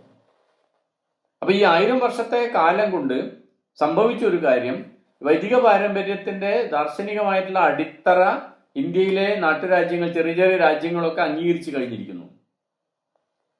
അതുകൊണ്ട് ഗുണം എന്താണ്? ഈ ഒരു വർണ്ണാശ്രമ ധർമ്മത്തിന്റെ വ്യവസ്ഥ അനുസരിച്ച് ബ്രാഹ്മണൻ ഇന്നതാണ് എന്നും അവന്റെ അവകാശങ്ങൾ ഇന്നതാണ് എന്നും, ക്ഷത്രിയൻ ഇന്നതാണെന്നും ക്ഷത്രിയന്റെ അവകാശങ്ങൾ ഇന്നതാണെന്നും, വൈശ്യൻ ഇന്നതാണെന്നും വൈശ്യന്റെ അവകാശങ്ങളും ഉത്തരവാദിത്തങ്ങളും ഇന്നതാണ് എന്നും, ശൂദ്രൻ ഇന്നതാണ് എന്നും, അസുരന്മാരും രാക്ഷസന്മാരും ഇന്നതാണ് എന്നും നിർണയിക്കപ്പെട്ട് കഴിഞ്ഞിരിക്കുന്നു മിക്കവാറും എല്ലാ രാജ്യത്തെയും, പ്രധാനപ്പെട്ട എല്ലാ രാജ്യത്തും. അതുകൊണ്ട് കേകയത്തിലെ രാജാവ് കോസലം ഭരിച്ചാലും കുരു രാജാവ് പാഞ്ചാലം ഭരിച്ചാലും മറിച്ചാണെങ്കിലും ഒക്കെ ബ്രാഹ്മണർക്ക് യാതൊരു ദോഷവും സംഭവിക്കാനില്ല. അവരുടെ അവകാശങ്ങളെല്ലാം സുരക്ഷിതമാണ്. രാജാവ് മാറുമ്പോഴും ചാതുർവർണ്ണ വ്യവസ്ഥ ഇന്ത്യയിലെ മിക്കവാറും എല്ലാ രാജ്യങ്ങളിലേക്കും വ്യാപിച്ചു കഴിഞ്ഞിരിക്കുന്നു. ഉത്തരേന്ത്യയിലുള്ള രാജ്യങ്ങളിലേക്കെങ്കിലും വ്യാപിച്ചു കഴിഞ്ഞിരിക്കുന്നു. ഏത് രാജ്യാവ് ഭരിച്ചാലും ബ്രാഹ്മണർക്ക് നഷ്ടമില്ല, അവർക്കൊന്നും നഷ്ടപ്പെടാനില്ല എന്നർത്ഥം. മറ്റൊരു തരത്തിൽ പറഞ്ഞാൽ, ഇപ്പം നമ്മൾ ഭരണഘടനയെ കുറിച്ച് പറയുന്നത് പോലെ, ഇപ്പൊ ഇന്ത്യക്ക് ഒരു പൊതു ഭരണഘടനയുണ്ട്. സംസ്ഥാനങ്ങൾക്ക് വേറെ വേറെ ഗവൺമെന്റുകൾ ഉണ്ടെങ്കിൽ പോലും ഒരു സ്ട്രക്ചർ, ഒരു ഭരണഘടന അനുസരിച്ചാണ് ബാക്കി എല്ലാ സംസ്ഥാനങ്ങൾക്കും പ്രവർത്തിക്കാൻ പറ്റുള്ളൂ. ഭരണഘടന എന്നൊരു ഫ്രെയിമാണ്, ഒരു ചട്ടക്കൂടാണ്. അതുപോലെ ഒരു പ്രത്യേക ഭരണഘടനയായിട്ട്, ഒരു ഫ്രെയിമായിട്ട്, ഒരു ചട്ടക്കൂടായിട്ട് ചാതുർവർണ്ണ വ്യവസ്ഥ നിലവിൽ വന്നു കഴിഞ്ഞിട്ടുണ്ടായിരുന്നു. അതുകൊണ്ടാണ് ഒരു പക്ഷേ മഹാഭാരതം പോലെയുള്ള ഒരു കൃതിയിൽ പോലും ശക്തൻ ആക്രമിക്കാൻ വരുമ്പോൾ വഴങ്ങിക്കൊടുക്കുകയാണ് വേണ്ടത് എന്ന് പല പല ഉദാഹരണങ്ങളിലൂടെ, അതൊരു ഉദാഹരണമായിട്ടാണ് ഈ ചൂരലിന്റെ നിലപാട് പറയുന്നത്. ചൂരൽ തല താഴ്ത്തി കൊടുക്കുന്നു, വണങ്ങി കൊടുക്കുന്നു, പിന്നെയും നിവർന്നു നിൽക്കുന്നു. നമ്മുടെ നാട്ടിലുള്ള രാജസൂയങ്ങൾ നടത്തുമ്പോൾ, അശ്വമേധം നടത്തുമ്പോൾ, പല പല യാഗങ്ങൾ നടത്തുമ്പോഴൊക്കെ തന്നെ സംഭവിക്കുന്ന ഒരു കാര്യത്തെ നമുക്ക് ശ്രദ്ധിച്ചാൽ ഇത് മനസ്സിലാവും. ഇപ്പോൾ വിദേശത്ത് നിന്ന് രാജാക്കന്മാർ വരുന്നത് പോലെ രാജ്യം ആക്രമിച്ച് കീഴ്പ്പെടുത്തുക, അവിടുത്തെ ഭരണം പിടിച്ചെടുക്കുക, ആ രാജ്യത്തെ സ്ഥിരമായിട്ട് ഭരിക്കുക, ഇതൊന്നും നമ്മുടെ ഈ കഥകളിലൊന്നും കാണില്ല. ആകെ സംഭവിക്കുന്നത് എന്താണ്? അധീശത്വം സ്ഥാപിക്കുകയും കുറച്ച് കാശ് കൊടുക്കുകയും മാത്രമേ വേണ്ടുള്ളൂ. സമ്മാനങ്ങൾ കൊടുക്കുക, കാഴ്ചപ്പണം കൊടുക്കുക, രാജാവിൻ്റെ ഒരു അധികാരം സ്ഥാപിക്കുക, അത്രേ വേണ്ടുള്ളൂ. അത് കഴിഞ്ഞാൽ ഈ രാജ്യത്തിന്റെ ഭരണമൊക്കെ മറ്റവർ തന്നെ നടത്തിക്കൊള്ളും. പിന്നെ വീണ്ടും കാശിന് ആവശ്യം വന്നാലോ, അപ്പൊ വീണ്ടും ഒരു രാജസൂയ ഒരു അശ്വമേധ യാഗവും നടത്തിയിട്ട് വീണ്ടും കാശ് പിരിക്കാൻ വരും. ഇപ്പൊ രാജാക്കന്മാർ തമ്മിലുള്ള ഒരു ബന്ധം, രാജ്യങ്ങൾ തമ്മിലുള്ള ബന്ധം, യുദ്ധത്തിന്റെ ഒക്കെ ബന്ധം എന്ന് പറയുന്നത് കാശ് പിരിക്കാനുള്ള ഈ ബന്ധം മാത്രമാണ്. അല്ലാതെ ഒരു സ്ഥിരമായിട്ട് ഒരു പ്രദേശത്തിന്റെ അഡ്മിനിസ്ട്രേഷൻ അപ്പടി ഏറ്റെടുത്തുകൊണ്ട് ഭരണം നടത്തുന്ന ഒരു സംവിധാനം വളരെ ചുരുക്കം ചില സന്ദർഭത്തിൽ മാത്രമേ കാണാൻ പറ്റുള്ളൂ. അതിലൊന്ന്, ദ്രോണാചാര്യര് പാഞ്ചാലത്തെ അർജുനനെ കൊണ്ടും മറ്റും ആക്രമിച്ച് കീഴ്പ്പെടുത്തി അതിൻ്റെ ഒരു പകുതി രാജ്യം ദ്രോണര് സ്വീകരിക്കുന്ന സമയത്താണ് ആ ഭരണം കൂടി ഏറ്റെടുക്കുന്നത്. മറ്റെല്ലാ സന്ദർഭത്തിലും പാണ്ഡവന്മാർ രാജസൂയം നടത്തിയപ്പോൾ കിഴക്കോട്ടും പടിഞ്ഞാട്ടും തെക്കോട്ടും ഒക്കെ പടനയിക്കുന്നുണ്ട്. പക്ഷെ പടനയിച്ച് അവർ തിരിച്ചു വരുമ്പോൾ കുറച്ച് കാശ് വാങ്ങിച്ച് വരില്ലാതെ ആ രാജ്യങ്ങളുടെ സ്ഥിരമായ ഭരണം ഇവർ ഏറ്റെടുക്കുന്നില്ല. അതൊരു പ്രത്യേകതയാണ്. കാരണം സ്ഥിരമായ ഭരണം ഏറ്റെടുക്കാതിരിക്കാനുള്ള കാരണം അത് സാമൂഹ്യമായിട്ടൊരു ആവശ്യമായിട്ട്, അല്ലെങ്കിൽ സമൂഹത്തിലെ സവർണരുടെ അധീശവർഗത്തിന്റെ ഒരു ആവശ്യമായിട്ട് വന്നിരുന്നില്ല. അധീശവർഗത്തിന്റെ അവകാശങ്ങൾ, പ്രത്യേകിച്ചും ബ്രാഹ്മണരുടെ അവകാശങ്ങൾ എല്ലാ സമയത്തും സംരക്ഷിക്കപ്പെട്ടു. ക്ഷത്രിയർക്ക് ചിലപ്പം ബുദ്ധിമുട്ട് വരും. ഒരു രാജാവ് മാറി വേറൊരു രാജാവ് വന്നാൽ ക്ഷത്രിയർക്ക് ചില അവകാശങ്ങളൊക്കെ പോവും. അവരുടെ സുഖസൗകര്യങ്ങൾ നഷ്ടപ്പെടും, അവർക്ക് കൊട്ടാരം നഷ്ടപ്പെടും, അവരുടെ പുരങ്ങൾ നഷ്ടപ്പെടും, അതൊക്കെ ഉണ്ടാവും. പക്ഷേ അപ്പോഴും ബ്രാഹ്മണർക്ക് യാതൊരു ദോഷവും സംഭവിക്കില്ല. കാരണം വരുന്ന രാജ്യവും നിലനിൽക്കുന്ന രാജ്യവും ഒക്കെ തന്നെ ബ്രാഹ്മണരെ ശുശ്രൂഷിക്കുന്നതാണ്, ബ്രാഹ്മണരെ സേവിക്കുന്നതാണ് വലിയ പുണ്യം എന്ന് വിശ്വസിക്കുന്ന ആളുകളായിരുന്നു. ഈ ഒരു പ്രത്യേകത, ഈ ഒരു പരാമർശത്തിന് വേദസോ വേഗമായാന്തം ദൃഷ്ട്വാ നമതിനെ ഇതര സജ വേഗേ അഭ്യതിക്രാന്തേ സ്ഥാനമാസാദ്യ തിഷ്ഠതി കാലജ്ഞ സമയജ്ഞശ്ച സദാ വശ്യശ്ചനു ദ്രുമ അനുലൂമസ്തഥാ സ്തബ്ധസ്തേന നഭ്യേദി വേദസ. വേദസും ഈ ദ്രുമവും തമ്മിലുള്ള, ചൂരലിന്റെ ചെടിയും ഈ മരവും തമ്മിലുള്ള ഈ വ്യത്യാസം പറഞ്ഞുകൊണ്ട് ഭീഷ്മർ അതാണ് സ്ഥാപിക്കുന്നത്.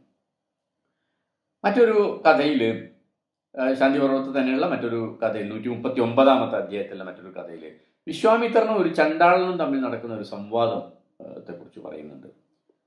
അത് ചില ഭക്ഷണങ്ങളൊക്കെ നിഷിദ്ധമാണ് ബ്രാഹ്മണർക്ക്. പക്ഷെ ഒരു പ്രത്യേക സാഹചര്യത്തിൽ ഭക്ഷണം ഒന്നും കിട്ടാതെ വിശ്വാമിത്രന് ഈ നിഷിദ്ധമായിട്ടുള്ള ഭക്ഷണം കഴിക്കേണ്ടി വരികയാണ്. അപ്പൊ ഏതാണ് നിഷിദ്ധം, ഏതാണ് വിഹിതം എന്നതിനെ കുറിച്ചാണ് ചർച്ച.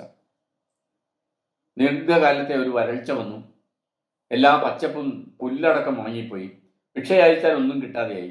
കാട്ടിലൊരു സാധനവും കിഴങ്ങുകളും കായകളും ഒന്നും കിട്ടാതെയായി. അങ്ങനെ വിശ്വാമിത്രൻ ദിവസങ്ങളോളം പട്ടിണി കിടന്ന് അദ്ദേഹത്തിന്റെ കുടുംബവും പട്ടിണി കിടന്ന് അദ്ദേഹത്തിന് പൂജ ചെയ്യാനുള്ള വസ്തുക്കളില്ല, ഭിക്ഷ അയച്ചിട്ട് ഒന്നും കിട്ടുന്നില്ല.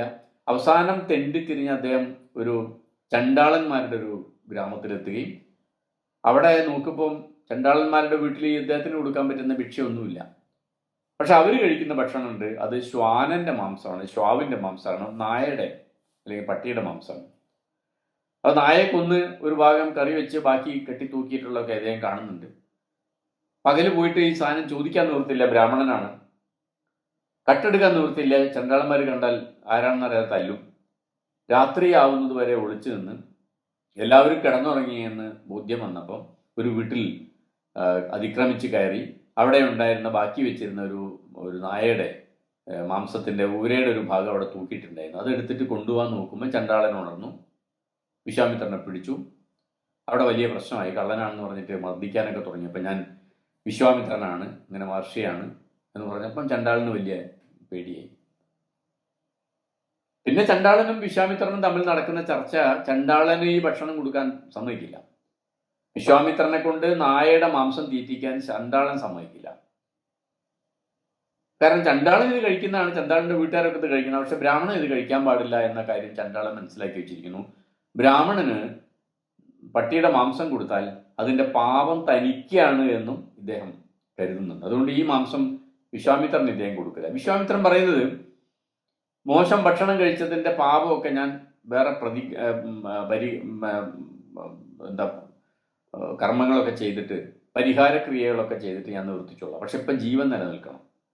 എന്തെങ്കിലും ഭക്ഷണം കിട്ടിയില്ലെങ്കിൽ ഞാൻ ചത്തുപോകും. എൻ്റെ വീട്ടിലെ എൻ്റെ ഭാര്യയും എൻ്റെ മക്കളും ഒക്കെ ചത്തുപോകും. അതുകൊണ്ട് ഈ പട്ടിയുടെ മാംസം, ഈ നായയുടെ മാംസം എനിക്ക് കഴിച്ചേ പറ്റൂ.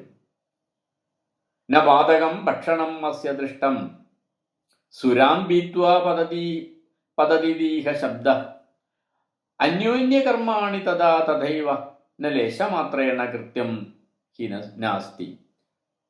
ഒരാൾ ഏതുതരം ഭക്ഷണം കഴിച്ചാലും അതിൽ യാതൊരു പാതകവുമില്ല എന്നാണ് വിശ്വാമിത്രൻ പറയുന്നത്. ഏതുപോലെ എന്നാൽ സുരപാനം ചെയ്താൽ ഒരാൾ പതിതനാകും എന്നത് ഒരു ലോകബോധ്യം മാത്രമാണ്. ന പാതകം ഭക്ഷണം അസ്യ ദൃഷ്ടം സുരാം പീത്വാ പതതീഹ ശബ്ദ. അതുകൊണ്ട് മാത്രം ഒരാളുടെ പുണ്യം മുഴുവനായി നഷ്ടപ്പെടുകയില്ല എന്നാണ് വിശ്വാമിത്രൻ സമർത്ഥിക്കാൻ ശ്രമിക്കുന്നത്. ചണ്ടാളൻ പക്ഷേ വഴങ്ങുന്നില്ല. താൻ സ്വയം ശ്വാനന്റെ മാംസം ഭക്ഷിക്കുന്നവനായിട്ടും ബ്രാഹ്മണൻ അത് കഴിക്കാൻ പാടില്ല എന്നതാണ് ചണ്ടാളന്റെ വാദം. ബ്രാഹ്മണ്യവും അതിന്റെ ശുദ്ധാശുദ്ധങ്ങളും അതേപടി തുടരണമെന്ന് ശഠിക്കുന്നവർ ശൂദ്രരും അതിന് താഴെയുള്ള പഞ്ചമന്മാരും ഒക്കെ ഉണ്ട്. ഇപ്പോഴും അതാണ് സ്ഥിതി. ബ്രാഹ്മണന്റെ ശുദ്ധിയെ ബ്രാഹ്മണൻ കളയാൻ തീരുമാനിച്ചാലും താഴെയുള്ള ആൾക്കാർ സമ്മതിക്കില്ല. അവർക്കാണ് വലിയ ശുദ്ധാശുദ്ധം. ന പാതകം ഭക്ഷണം അസ്യ ദൃഷ്ടം. ഒരാൾ ഏതുതരം ഭക്ഷണം കഴിച്ചാലും അതിൽ യാതൊരു പാതകവും ഇല്ല എന്നാണ് ഇതിൽ നിന്ന് ദൃഷ്ടമാകുന്നത്, അത് വ്യക്തമാകുന്നത് എന്നതാണ് ഈ കഥയുടെ അടിസ്ഥാനപരമായിട്ടുള്ള സന്ദേശം. ഈ കഥയിൽ പറയാതെ പറയുന്ന വേറൊരു കാര്യം, അതിന് ഉദാഹരിക്കുന്ന എന്താണ്? സുരാം പീത്വാ പതതീഹ ശബ്ദ. സുരപാനം ചെയ്താൽ ഒരാൾ പതിതനാവും എന്നത് വെറുതെ പറയുന്നതാണ്. അപ്പം നോക്കിയ സുര എന്ന് പറയുന്ന യാഗകർമ്മങ്ങൾക്കൊക്കെ ഉപയോഗിച്ചിട്ടുണ്ടായിരുന്ന ഒരു പാനീയം യഥാർത്ഥത്തിൽ മദ്യമാണ് എന്ന് ഇവിടെ സ്ഥാപിക്കപ്പെടുകയാണ്. അപ്പൊ ആദ്യകാലത്ത് ദേവന്മാരിൽ ഒരു പ്രത്യേക വിഭാഗത്തിന് മാത്രമേ സുരപാനം ചെയ്യാനുള്ള അവകാശം ഉണ്ടായിരുന്നുള്ളൂ. എല്ലാ ദേവന്മാർക്കും അവകാശമില്ല. അശ്വിനി ദേവന്മാർക്ക് സുര നൽകിയപ്പോൾ, ചവനൻ സുര നൽകിയപ്പോൾ അത് വലിയ പ്രശ്നമാവുന്നുണ്ട്. ദേവേന്ദ്രൻ അതിനെ എതിർക്കുന്നുണ്ട്, വജ്രായുധം പ്രയോഗിക്കുന്നുണ്ട് ഈ ചവനെതിരെ. അപ്പൊ കാരണം അവര് മനുഷ്യന്മാരെ ചികിത്സിക്കാൻ പോകുന്ന പണിയാണ് ചെയ്യുന്നത്. അതുകൊണ്ട് അവർക്ക് സുരപാനം ചെയ്യാൻ സമൂഹത്തിൽ ഏറ്റവും ശ്രേഷ്ഠരായ ആളുകൾക്ക് മാത്രം അവകാശപ്പെട്ടതായിരുന്നു സുര. പക്ഷെ ഇവിടെ എത്തുമ്പോൾ എന്ത് സംഭവിക്കുന്നു? സുരാപാനം എന്നത് ഒരു ചീത്ത സ്വഭാവമായിട്ട് സമൂഹം അംഗീകരിക്കുന്നു. അപ്പോൾ കാലത്തിൽ വരുന്ന വലിയ മാറ്റം. ആദ്യത്തെ കാലത്ത് എന്താ പ്രത്യേകത? ആദ്യത്തെ കാലത്ത് മദ്യം വാറ്റുന്ന ഒരു ടെക്നോളജി, ഒരു രാസപ്രക്രിയ കണ്ടുപിടിച്ച കാലമായിരിക്കാം അത് അതിനിഗൂഢമായിട്ട് കർമ്മങ്ങൾക്കൊക്കെ വേണ്ടി മാത്രം ഉപയോഗിച്ചതായിരിക്കാം. അതുകൊണ്ട് എല്ലാ ആളുകൾക്കും അത് അറിയില്ല എങ്ങനെയാണ് ഉണ്ടാക്കാന്നുള്ളത്. അതിൻ്റെ വിദ്യകളൊക്കെ വളരെ രഹസ്യമാണ്. പക്ഷെ കുറേ കാലം കഴിഞ്ഞപ്പോൾ ഈ വിദ്യ എല്ലാ ആൾക്കാർക്കും അറിയാൻ തുടങ്ങി. ഇത് ലഹരി ഉണ്ടാക്കുന്ന ഒരു പാനീയമാണെന്ന് മനസ്സിലായി. മനുഷ്യന്മാർ ഈ ലഹരിയുള്ള പാനീയം അമിതമായിട്ട് കഴിച്ചിട്ട് പല അപകടങ്ങളും വരുത്താൻ തുടങ്ങിക്കാണും. അതുകൊണ്ട് എന്ത് സംഭവിച്ചു? സുര പാനം ചെയ്യുന്നത് ഒരു മോശം സ്വഭാവമായിട്ട്, ഒരു തിന്മയായിട്ട്, പാപമായിട്ടൊക്കെ അംഗീകരിക്കപ്പെട്ടു. അപ്പൊ ഏതൊരു നമ്മൾ സുര എന്ന് പറയുന്ന സാധനം മദ്യം തന്നെയാണ് എന്ന് ഈ ഒരു പരാമർശത്തിൽ, ഈ ഒരു സംഭാഷണത്തിൽ, ഈ ചണ്ടാളനും വിശ്വാമിത്രനും തമ്മിലുള്ള ഈ ഒരു പരാമർശത്തിൽ വളരെ വ്യക്തമായിട്ട് നമുക്ക് മനസ്സിലാവും എന്ന് അർത്ഥം. ഒരു കുറുക്കന്റെ കഥ പറഞ്ഞുകൊണ്ട് ഭീഷ്മര് ശാന്തിപർവ്വത്തിലെ 173 അധ്യായത്തിൽ 45 ശ്ലോകം മുതൽക്ക് ഒരു കുറുക്കന്റെ കഥ പറഞ്ഞുകൊണ്ട് കാര്യകാരണ ബന്ധങ്ങളെ ആശ്രയിച്ചുകൊണ്ട് യുക്തിപൂർവം ചിന്തിക്കുന്നത് മഹാമോശമായിട്ടുള്ള കാര്യമാണ്. അങ്ങനെ ചോദ്യങ്ങൾ ചോദിക്കുന്നവരൊക്കെ വലിയ പാപികളാണ്. അവർക്ക് വലിയ ശിക്ഷ ലഭിക്കും. അവരടുത്ത ജന്മത്തിൽ അതിൻ്റെ ദുരന്തം അനുഭവിക്കേണ്ടി വരും. ഒരിക്കലും ചെയ്യാൻ പാടില്ലാത്ത കാര്യമാണ് എന്ന് ഇവിടെ സ്ഥാപിക്കുന്നുണ്ട് ഭീഷ്മര്. ഒരു കുറുക്കന്റെ കഥ പറഞ്ഞുകൊണ്ടാണ്. കുറുക്കൻ ഒരു അപകടത്തിൽ നിന്ന് രക്ഷപ്പെട്ടൊക്കെ വന്ന കുറുക്കൻ പറയുന്നത്, ഞാൻ കഴിഞ്ഞ ജന്മത്തിൽ ഒരു മനുഷ്യനായിരുന്നു. ആ മനുഷ്യനായ സമയത്ത് ഞാൻ ഇങ്ങനെ യുക്തി ഉപയോഗിച്ചുകൊണ്ട് ചോദ്യം ചോദിച്ചു. കാര്യകാരണ ബന്ധം തിരക്കിപ്പോയി. ആളുകൾ പറയുന്നത് അപ്പടി വിശ്വസിച്ചില്ല. എന്തുകൊണ്ട് എന്നുള്ള ചോദ്യം ആവർത്തിച്ച് ചോദിച്ചു. അതുകൊണ്ടാണ് ഞാൻ ഈ ജന്മത്തിൽ കുറുക്കനായിട്ട് എനിക്ക് ജനിക്കാൻ ഇടയായിരുന്ന പറയുന്നത്. അഹം ആസം പണ്ഡിതകവും ഹൈതുകവും വേദനിന്ദക അന്വീക്ഷിക്കും തർക്കവിദ്യാം അനുരക്തോ നിരർത്ഥികാം ഹേതുവാദാൻ പ്രവാദിതാം വക്ത സംസൽസുഹേതുമത് ആക്രോഷ്ടാച അഭിവക്താച ബ്രഹ്മ യജ്ഞേഷു വൈ ദ്വിജാൻ നാസ്തികഃ സർവശങ്കീ ച മൂർഖഃ പണ്ഡിതമാനിക തസ്യേ അയം ഫലാനിവൃത്തി ശൃഗാലത്വം മമ ദ്വിജ. അല്ലയോ ബ്രാഹ്മണ, എൻ്റെ ശൃഗാലത്വം എന്ന് പറയുന്നത് എൻ്റെ കുറുക്കത്വം, എൻ്റെ ഈ കുറുക്കനായിട്ടുള്ള അവസ്ഥയുണ്ടല്ലോ, അത് ഞാൻ കഴിഞ്ഞ ജന്മത്തിൽ ചെയ്ത പാപങ്ങളുടെ ഫലമാണ്. എന്തൊക്കെയാണ് പാപം? ഞാൻ കഴിഞ്ഞ ജന്മത്തിൽ എല്ലായ്പ്പോഴും കാര്യകാരണ ബന്ധങ്ങളെക്കുറിച്ചും യുക്തിയെക്കുറിച്ചും അന്വേഷിച്ചു കൊണ്ടിരിക്കുമായിരുന്നു. അഹമാസം പണ്ഡിതകോ ഹൈതുകോ വേദനിന്ദക അന്വീക്ഷിക്കും തർക്കവിദ്യാം അനുരക്തോ നിരർത്ഥകം. എനിക്ക് വിശ്വാസം വളരെ കുറവായിരുന്നു. ഞാൻ വേദനിന്ദകനായിരുന്നു, വേദങ്ങളെ നിന്ദിക്കുന്നവനായിരുന്നു. തർക്കവിദ്യയിൽ അനുരക്തനായിരുന്നു. വേദങ്ങളിലുള്ള ഒരു വിശ്വാസവുമായിട്ട് ബന്ധപ്പെട്ട ഓരോ കാര്യം പറയുമ്പോൾ അതിലൊക്കെ തർക്കിക്കുമായിരുന്നു ഞാൻ. കാര്യകാരണ ബന്ധങ്ങളെ ആശ്രയിച്ചു മാത്രമായിരുന്നു ഞാൻ വസ്തുതകളെ വിലയിരുത്തിയത്. ഹേതുവാദാൻ പ്രവാദിതാവക്ത സംസൽ സുഹേതുമത്. ഹേതുവാദം എന്ന് പറയുന്നത് റീസൺ ചോദിക്കലാണ്. എന്തുകൊണ്ടെന്ന് ചോദിക്കലാണ്. ഹേതു എന്താണ്? എന്തുകൊണ്ട് മഴ പെയ്യുന്നു? എന്തുകൊണ്ട് സൂര്യൻ ഉദിക്കുന്നു? എന്തുകൊണ്ട് ചന്ദ്രൻ ഇടക്ക് പകുതിയാവുന്നു? ഇങ്ങനെ ഓരോ കാര്യത്തിൻ്റെയും ഹേതു അന്വേഷിച്ചു കൊണ്ടിരിക്കലാണ് ഹേതുവാദം. ഞാൻ കഴിഞ്ഞ ജന്മത്തിൽ ഹേതുവാദിയായിരുന്നു. കാര്യകാരണ ബന്ധങ്ങളെ ആശ്രയിച്ചു മാത്രമായിരുന്നു വസ്തുതകളെ വിലയിരുത്തിയിരുന്നതും അംഗീകരിച്ചിരുന്നതും.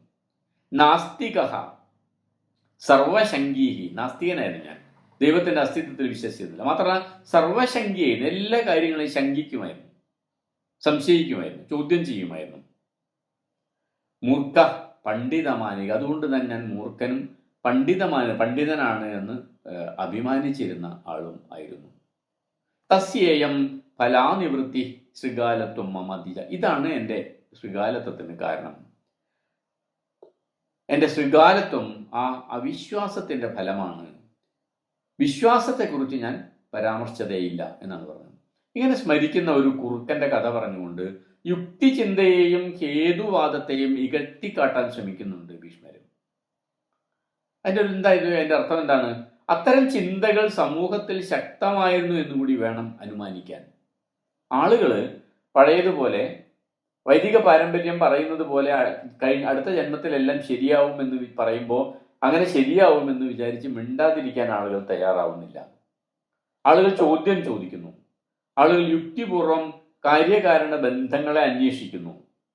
ആളുകൾ വേദങ്ങളെ നിന്ദിക്കുന്നു, നാസ്തികന്മാരായിട്ട് മാറുന്നു. ഇങ്ങനെ കുറേ മനുഷ്യന്മാർ സമൂഹത്തിൽ ഉണ്ടായി വരുന്നു എന്നതിൻ്റെ തെളിവ് കൂടിയാണ് കുറുക്കന്റെ കഥ പറഞ്ഞുകൊണ്ട് ഭീഷ്മർ ഇങ്ങനെ പറയാൻ ശ്രമിക്കുന്നത്. ഭീഷ്മർ സ്ഥാപിക്കാൻ ശ്രമിക്കുന്നത് ഇതൊക്കെ വലിയ അപകടമാണ് എന്നാണ്. രാജാവിനും ജനങ്ങൾക്കും വലിയ അപകടമാണ് ഇങ്ങനെ ഹേതുവാദിയാകുന്നതും യുക്തിചിന്ത കൊണ്ട് ചോദ്യങ്ങൾ ചോദിക്കുന്നതുമൊക്കെ വലിയ അപകടമാണ് എന്നാണ് ഭീഷ്മർ സ്ഥാപിക്കുന്നത്. ഭീഷ്മർ പഴയ പാരമ്പര്യത്തെ അതേപോലെ നിലനിർത്താനാണ് ആഗ്രഹിക്കുന്നത്. അതല്ലെങ്കിൽ മഹാഭാരത കർത്താവ്, മഹാഭാരതം എന്ന കൃതി ഉദ്ദേശിക്കുന്ന ഒരു അർത്ഥം എന്ന് പറയുന്നത് പഴയ പാരമ്പര്യത്തെയും വിശ്വാസത്തെയും യാതൊരു ചോദ്യം ചെയ്യലിനും വിധേയമാക്കാതെ അതേപോലെ ആളുകൾ അംഗീകരിക്കണം എന്നാണ്. ചാതുർവർണ്ണ വ്യവസ്ഥ അതേപോലെ അംഗീകരിക്കണം. ബ്രാഹ്മണനായത് അയാൾ ബ്രഹ്മാവിൻ്റെ മുഖത്തു നിന്ന് ജനിച്ചതുകൊണ്ടാണ്, കഴിഞ്ഞ ജന്മത്തിൽ ചെയ്ത പാപം കൊണ്ടാണ്. ക്ഷത്രിയൻ ഭുജത്തിൽ നിന്ന് ജനിച്ചവനാണ്. അങ്ങനെ ആ ന്യായീകരണങ്ങളൊക്കെ വിശ്വസിച്ചുകൊണ്ട് അതുകൊണ്ട് ഈ ജന്മത്തിൽ ഇതിനെതിരെ ഒരക്ഷരം മിണ്ടാൻ പാടില്ല, ചോദ്യം ചോദിക്കാൻ പാടില്ല എന്ന് വിശ്വസിച്ചുകൊണ്ടിരിക്കുന്ന ഒരു സമീപനത്തിൻ്റെ കൂടെയാണ് ഭീഷ്മർ. വൈദിക മതത്തിൻ്റെ കൂടെയാണ് ഭീഷ്മർ. ചാതുർവർണ്ണ വ്യവസ്ഥയുടെ കൂടെയാണ് ഭീഷ്മർ. പക്ഷെ ആ കൂടെയാണെങ്കിൽ പോലും എതിർക്കാൻ വേണ്ടി പോലും പറയുന്ന കാര്യങ്ങൾ ചിലപ്പോൾ ചില വെളിച്ചങ്ങൾ നമുക്ക് തരുന്നുണ്ട്. പുതിയ കാലത്ത് നിന്ന് നോക്കുമ്പോൾ ചില വെളിച്ചം നമുക്ക് അതിൻ്റെ ഭാഗമായിട്ട് കിട്ടും. ആ വെളിച്ചം എന്താണ്? സമൂഹത്തിൽ ഹേതുവാദികളായിട്ടുള്ള നിരവധി ആൾക്കാരുണ്ടായിരുന്നു. തർക്കവിദ്യയിൽ ഏർപ്പെട്ടിരിക്കുന്ന അതിൽ അനുരക്തരായിട്ടുള്ള നിരവധി ആളുകൾ ഉണ്ടായിരുന്നു. അതേപോലെ തന്നെ നാസ്തികന്മാരായിട്ടുള്ള നിരവധി ആളുകൾ ഉണ്ടായിരുന്നു. വെറുതെ വിശ്വസിക്കാത്തവരായിട്ടുള്ള നിരവധി ആളുകൾ ഉണ്ടായിരുന്നു. വേദത്തെ അപ്പടി വിശ്വസിക്കാത്ത നിരവധി ആളുകൾ ഉണ്ടായിരുന്നു. ഇത് നമുക്ക് ഈ ഭീഷ്മരുടെ ഈ പരാമർശത്തിൽ നിന്ന് മനസ്സിലാവും എന്നർത്ഥം. യുക്തിചിന്തയുടെയും ശാസ്ത്രബോധത്തിന്റെയും ഒരു സമാന്തര ധാര സമൂഹത്തിൽ നിലനിന്നിരുന്നു എന്നാണ് കുറുക്കൻ വിവരിക്കുന്ന നാസ്തിക ജീവിത ദർശനം തെളിയിക്കുന്നത്. ആ സമാന്തര ധാര എല്ലാറ്റിനെയും ചോദ്യം ചെയ്യാനും എന്തിനും തെളിവ് ചോദിക്കാനും ധൈര്യം കാണിച്ചിരുന്നു എന്നും നമുക്ക് മനസ്സിലാക്കാം. ഹേതുവാദം അഥവാ യുക്തിവാദം സാമൂഹ്യ ജീവിതത്തിൽ അന്നും സംവാദ വിഷയമായിരുന്നു എന്നർത്ഥം. എന്തിനും കാരണം ചോദിക്കലും എന്തുകൊണ്ട് എന്ന് നിരന്തരം അന്വേഷിക്കലുമാണ് ഹേതുവാദം. ആ വാക്കുകൊണ്ട് അർത്ഥമാക്കുന്നതും അതുതന്നെയാണ്, ഹേതു അന്വേഷിക്കുക എന്നുള്ളതാണ്. അപ്പൊ അങ്ങനെ ഹേതു അന്വേഷിച്ചു പോകുന്ന ആളുകൾ ആ കാലഘട്ടത്തിൽ ഉണ്ടായിരുന്നു എന്നാണ് ഇത് തെളിയിക്കുന്നത്. സമസ്ത ജീവനും ഒന്നു തന്നെ എന്ന് തെളിയിക്കുന്നതിനുള്ള നിരവധി ഉദാഹരണങ്ങളാണ് ഈ ശാന്തിപർവ്വത്തിൽ ഭരദ്വാജൻ നിരത്തുന്നത്. അതോടൊപ്പം തന്നെ മൃത്യുവിന് ശേഷം ആത്മാവ് നിലനിൽക്കുന്നില്ല, ശരീരത്തോടൊപ്പം ജീവിതം പൂർണ്ണമായി തന്നെ അവസാനിക്കുന്നു എന്ന നിലപാടും ഭരദ്വാജൻ മുന്നോട്ട് വയ്ക്കുന്നുണ്ട്. ഭരദ്വാജൻ എന്ന മുനിയും വേറെ വൈദിക പാരമ്പര്യത്തിലുള്ള മറ്റു മുനിമാരും തമ്മിലുള്ള തർക്കം ശാന്തിപർവ്വത്തിൽ വളരെ സജീവമായിട്ട് വരുന്നു. അതിന് അവർ പറയുന്ന ഉദാഹരണങ്ങളൊക്കെ, ഈ തർക്കത്തിൽ ഉന്നയിക്കുന്ന ഉദാഹരണങ്ങളൊക്കെ തന്നെ പുതിയ കാലത്ത് പോലും വളരെ പ്രസക്തമായിട്ടുള്ള ഉദാഹരണങ്ങളാണ്. ഛിന്നസ്യ യദി വൃക്ഷസ്യ ന മൂലം പ്രതിരോധതയും ബീജാന്യസ്യ പ്രവർത്തന്തേ മൃത പുനരേശ്വരി. വേരുകൾ മുറിച്ചു മാറ്റിയ വൃക്ഷം വീണ്ടും വളരുന്നില്ല. ബീജാന്യസ്യ പ്രവർത്തന, അതിന്റെ വിത്തുകളാണ്, ബീജമാണ്, വിത്തുകളാണ് പിന്നെ മുളയ്ക്കുന്നത്. മൃത പുനർേശ്വരി, മരിച്ചവൻ എവിടെയാണ് പുനർജനിച്ചിട്ടുള്ളത്? മരിച്ചവന് പുനർജന്മം സാധ്യമല്ല എന്നർത്ഥം. അവ പരിവർത്തിച്ചുണ്ടായതാണ്. എല്ലാറ്റിൻ്റെയും ബീജം മാത്രമാണ് ആദ്യം സൃഷ്ടിച്ചത്. ബീജമാത്രം പുരാ സൃഷ്ടം ഏതത് പരിവർത്തതേ മൃതാ പ്രണശ്യന്തി ബീജാത് ബീജം പ്രവർത്തതേ. അപ്പൊ ബീജം മാത്രമാണ് ആദ്യം സൃഷ്ടിച്ചത്, ബാക്കിയെല്ലാം പരിണമിച്ചുണ്ടായതാണ്, പരിവർത്തിച്ചുണ്ടായതാണ്. ബീജത്തിൽ നിന്ന് ബീജം മുളയ്ക്കുന്നു, പുതിയ ബീജം സൃഷ്ടിക്കപ്പെടുന്നു എന്നാണ് ഭരദ്വാജൻ സമർത്ഥിക്കുന്നത്. നമ്മൾ കഴിഞ്ഞ ദിവസം ഈ കഥ പറഞ്ഞപ്പോൾ തന്നെ പറഞ്ഞാണ്, വളരെ യുക്തിപൂർവ്വം ചിന്തിക്കുന്ന ഒരു തത്വചിന്ത ഭരദ്വാജന്റെ കാഴ്ചപ്പാടിന് പിറകിൽ കാണാം. മരിച്ചവർക്ക് പുനർജന്മമോ മരണാനന്തരം നിലനിൽക്കുന്ന ആത്മാവോ ഒന്നും ഇല്ല എന്ന് വളരെ വ്യക്തമായിട്ടുള്ള ഭാഷയിൽ സമർത്ഥിക്കുകയാണ് ഇവിടെ ഭരദ്വാജന്റെ ഈ വാദങ്ങളെയെല്ലാം ഭൃഗുമഹർഷി നിഷേധിക്കുകയും മറുവാദം ഉന്നയിച്ച് സമർത്ഥിക്കുകയും ചെയ്യുന്നുണ്ട്. ഭരദ്വാജൻ പുരാവൃത്തത്തെ നമ്മുടെ മഹാഭാരതത്തിലെ കഥയനുസരിച്ച് ഭരദ്വാജൻ ദേവഗുരുവായിട്ടുള്ള ബൃഹസ്പതിയുടെ പുത്രനാണ്. ചില്ലറക്കാരനൊന്നല്ല. ഭരദ്വാജന്റെ ആശ്രമമുണ്ട്. ഭരദ്വാജൻ വളരെ ശ്രേഷ്ഠനായിട്ടുള്ള മഹർഷിയാണ്. ആ ഭരദ്വാജനാണ് ഇത് പറയുന്നത്. ഭരദ്വാജനും ഭൃഗുവും തമ്മിലുള്ള തർക്കത്തിൽ ആണ് ഭരദ്വാജന്റെ ഈ വാദങ്ങൾ നിലനിൽക്കുന്നത്. പക്ഷേ ഭൃഗു ഇതിനെ ഖണ്ഡിക്കുന്നുണ്ട്, ഇതിന് മറുവാദം ഉന്നയിക്കുന്നുണ്ട്. പക്ഷെ പുതിയ കാലത്ത് നമ്മൾ നോക്കുമ്പോൾ ഭൃഗു മഹർഷിയുടെ മറുവാദമല്ല, ഭരദ്വാജ മഹർഷിയുടെ വാദങ്ങളാണ് യുക്തിപൂർവം ഇന്ന് ചിന്തിക്കുന്ന ആരുടെയും മുമ്പിൽ നിലനിൽക്കുന്നത് എന്ന് നമുക്ക് മനസ്സിലാവും. ആദ്യത്തെ ഒരു ബീജം ദൈവം സൃഷ്ടിച്ചോ ഇല്ലേ എന്നുള്ള പ്രശ്നം മാത്രമേ ഭരദ്വാജൻ ഉന്നയിക്കുന്നുള്ളൂ. ആദ്യത്തെ ബീജം എങ്ങനെ ഉണ്ടായാലും ശരി, അതിന് ശേഷമുള്ളതെല്ലാം പരിണമിച്ചുണ്ടായതാണ് എന്നുള്ള അർത്ഥത്തിൽ ഭരദ്വാജന്റെ വാദം പരിണാമ സിദ്ധാന്തത്തോട് ഏറ്റവും അടുത്ത് നിൽക്കുകയും ചെയ്യുന്നുണ്ട് എന്ന് നമുക്ക് കാണാം. യദ്യ അഗ്നിമരുതവോ ഭൂമി കം ആപശ്ച ശരീരിഷു ജീവ കിം ലക്ഷണത്തത്രേത്യേതത് ആചക്ഷമേ അനഘ. എല്ലാ വസ്തുക്കളും പഞ്ചഭൂതങ്ങൾ കൊണ്ടാണ് നിർമ്മിച്ചിരിക്കുന്നതെങ്കിൽ ജീവനുള്ളവയും ജീവനില്ലാത്തവയും തമ്മിൽ എന്താണ് വ്യത്യാസം എന്ന് ഭരദ്വാജൻ തർക്കവാദം ഉന്നയിക്കുന്നുണ്ട്. ജീവൻ എന്നൊരു പ്രത്യേകതയുണ്ടല്ലോ. മജ്ജയും മാംസവും രക്തവുമുള്ള മനുഷ്യൻ, കാണുകയും കേൾക്കുകയും ചെയ്തുകൊണ്ടിരുന്ന മനുഷ്യൻ മരിച്ചു കഴിഞ്ഞാൽ ഒന്നും കാണുന്നില്ല, അയാൾ ഒന്നും കേൾക്കുന്നില്ല, അയാൾ സംസാരിക്കുന്നില്ല, അയാൾ ഒന്നും അറിയുന്നും ഇല്ല. അപ്പോൾ പിന്നെ മരണം മൂലം ജീവൻ നശിക്കുന്നില്ല എന്ന് എങ്ങനെയാണ് പറയാൻ കഴിയുക എന്നാണ് ഭരദ്വാജൻ ഭൃഗുവിനോട് ചോദിക്കുന്നത്. ഈ ചോദ്യത്തിൻ്റെയും പ്രസക്തി കുരുക്ഷേത്ര യുദ്ധത്തിന്റെ ആദ്യഘട്ടത്തിൽ ഭഗവത്ഗീതയിൽ കൃഷ്ണൻ വെക്കുന്ന നിലപാടുകൾക്ക്, കൃഷ്ണൻ അർജുനനെ ഉപദേശിക്കുന്ന നിലപാടുകളെ മുഴുവൻ റദ്ദ് ചെയ്യാണ് ഭരദ്വാജന്റെ ദർശനം. കാരണം വാസാംസി ജീർണാനി, ഒരു വസ്ത്രം മാറിയിട്ട് പുതിയ വസ്ത്രം ധരിക്കുന്നത് പോലെ ആത്മാവ് പുതിയ ശരീരത്തെ സ്വീകരിക്കുക മാത്രമാണ് ചെയ്യുന്നത്. ആത്മാവ് ശാശ്വതമായിട്ട് നിലനിൽക്കും. അതുകൊണ്ട് ആരും കൊല്ലുന്നില്ല, ആരും കൊല്ലപ്പെടുന്നുമില്ല എന്നാണ് കൃഷ്ണൻ ഉപദേശിക്കുന്നത്. പക്ഷെ ഭരദ്വാജന്റെ ഉപദേശം അതിന് തീർത്തും എതിരാണ്. അതിൻ്റെ മറുപക്ഷത്താണ് വളരെ വ്യക്തമായിട്ട് പറയുന്നത്, മരിച്ചു കഴിഞ്ഞാൽ മരിച്ചു, പിന്നെ ആത്മാവും ഇല്ല, ജീവനും ഇല്ല, അതിൻ്റെ ബീജം മാത്രമേ ഉള്ളൂ. സന്താനങ്ങളിലൂടെ അല്ലെങ്കിൽ വിത്തിലൂടെ പിന്തുടരുന്ന ഒരു തലമുറ മാത്രമേ ഉള്ളൂ എന്നാണ് പറയുന്നത്. ഈ തർക്കത്തിൽ അവസാനം മഹാഭാരതത്തിൽ ജയിക്കുന്നത് ഭൃഗുവാണ്. അല്ലെങ്കിൽ ഭൃഗുവിനെ ജയിപ്പിക്കുക എന്നതാണ് കാവ്യകർത്താവിൻ്റെ ലക്ഷ്യം. അതുകൊണ്ട് ഭൃഗു ഉന്നയിക്കുന്ന ഒരു വാദത്തിൽ വെച്ച് അവസാനിപ്പിക്കും. പക്ഷെ ഭൃഗുവിന്റെ വാദങ്ങളെ വിജയിപ്പിക്കുക എന്നത് ശാന്തിപർവത്തിൽ ആ പ്രത്യേക പ്രകരണം ലക്ഷ്യം വെക്കുന്നത് അതാണ്. ഭരദ്വാജന്റെ വാദമുഖങ്ങൾ പക്ഷേ ഹേതുവാദികളുടെ പക്ഷം ഉന്നയിക്കുന്ന പ്രശ്നങ്ങൾ സമൂഹത്തിൽ നിലനിൽക്കുന്നവയാണ്. ഒരുപക്ഷെ സമൂഹത്തിൽ ഭരദ്വാജൻ ഉന്നയിച്ചതുപോലുള്ള വാദങ്ങൾ പലരും ഉന്നയിക്കുന്നുണ്ടാവാം. ഇന്ന് നമ്മൾ തിരിഞ്ഞു നോക്കുമ്പം ഭരദ്വാജന്റെ വാദങ്ങളാണ് ജീവനുള്ള സത്യങ്ങളായിട്ട് നമുക്ക് നമ്മുടെ മുമ്പിൽ നിൽക്കുന്നത്, ഭൃഗുവിന്റെ മറുപടിയല്ല എന്നർത്ഥം. രൈബ്യ മഹർഷി ചാതുർവർണ്ണ വ്യവസ്ഥയെ ന്യായീകരിക്കാൻ ശ്രമിക്കുമ്പോഴും ഇതേപോലെ തന്നെ ഭരദ്വാജൻ മറുവാദം ഉന്നയിച്ചുകൊണ്ട് ആ വ്യവസ്ഥ അടിസ്ഥാനമില്ലാത്തതാണ് എന്ന് സ്ഥാപിക്കുന്നുണ്ട്. ജംഗമാനാം അസംഖ്യേയാഹ സ്ഥാവരാണാം ജാതയ തേഷാം വിവിധ വർണ്ണാനാം കുതോ വർണ്ണവിനിശ്ചയ. ചലിക്കുന്ന ജന്തുക്കളിൽ അസംഖ്യം വിഭാഗങ്ങളുണ്ട്. സ്ഥാവരമായവയും അതുപോലെ അസംഖ്യമാണ്.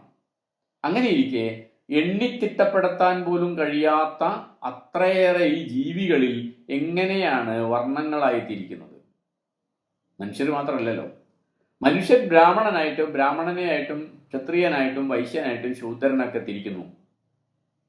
എന്നാൽ ഉറുമ്പിന്റെ ഒരു വിഭാഗത്തെ എങ്ങനെയാണ് തിരിക്കുന്നത്? മാനുകളെ എങ്ങനെയാണ് തിരിക്കുന്നത്? ആടിനെയും പട്ടിയെ എങ്ങനെയാണ് തിരിക്കുന്നത്? പൂച്ചയും നായയെ എങ്ങനെയാണ് തിരിക്കുന്നത്? അവർക്കുണ്ടാവില്ലേ ഈ ധർമ്മവ്യവസ്ഥ അനുസരിച്ച് വർണ്ണാശ്രമ ധർമ്മത്തിൽ ഈ 4 വർണ്ണങ്ങൾ. അവർക്കൊന്നുമില്ലാത്ത ഒരു വർണ്ണാശ്രമ വ്യവസ്ഥ എങ്ങനെയാണ് മനുഷ്യർക്ക് മാത്രം ഉണ്ടാവുന്നത് എന്ന ചോദ്യമാണ് ഭരദ്വാജൻ ഉന്നയിക്കുന്നത്. ന വിശേഷോ അസ്തി വർണ്ണാനാം സർവം ബ്രാഹ്മമിതം ജഗത് ബ്രഹ്മണ പൂർവസൃഷ്ടം ഹി കർണഭിർ വർണ്ണതാം ഗതം. അപ്പോൾ ബ്രഹ്മാവിന്റെ സൃഷ്ടികളായ എല്ലാ ജീവജാലങ്ങളും സമമാണ്. അവയിലൊന്നിനും വിശേഷ ഗുണമോ ദോഷമോ ഇല്ല. കർമ്മത്തിന്റെ അടിസ്ഥാനത്തിൽ മാത്രമാണ് വർണ്ണവിഭജനം നടത്തിയിരിക്കുന്നത് എന്ന് ഭൃഗു അപ്പോൾ തന്റെ നിലപാട് ഇവിടെ പറയുന്നുണ്ട്. ന വിശേഷോ അസ്തി വർണ്ണാനാം സർവം ബ്രാഹ്മമിതം ജഗത് ബ്രഹ്മണ പൂർവസൃഷ്ടം ഹി കർണഭിർ വർണ്ണതാം ഗതം. ഇതും ഈ പറഞ്ഞ പോലെ തന്നെ മഹാഭാരതം അതിന്റെ മുൻപ് പറഞ്ഞിട്ടുള്ള മാർക്കണ്ഡേയ മഹർഷി അടക്കം പറഞ്ഞിട്ടുള്ള ആളുകളുടെ വാദമുഖങ്ങളെ മുഴുവനും ഈ രൈഭ്യ മഹർഷിയുടെ നിലപാട് പോലും റദ്ദ് ചെയ്യുന്നുണ്ട്.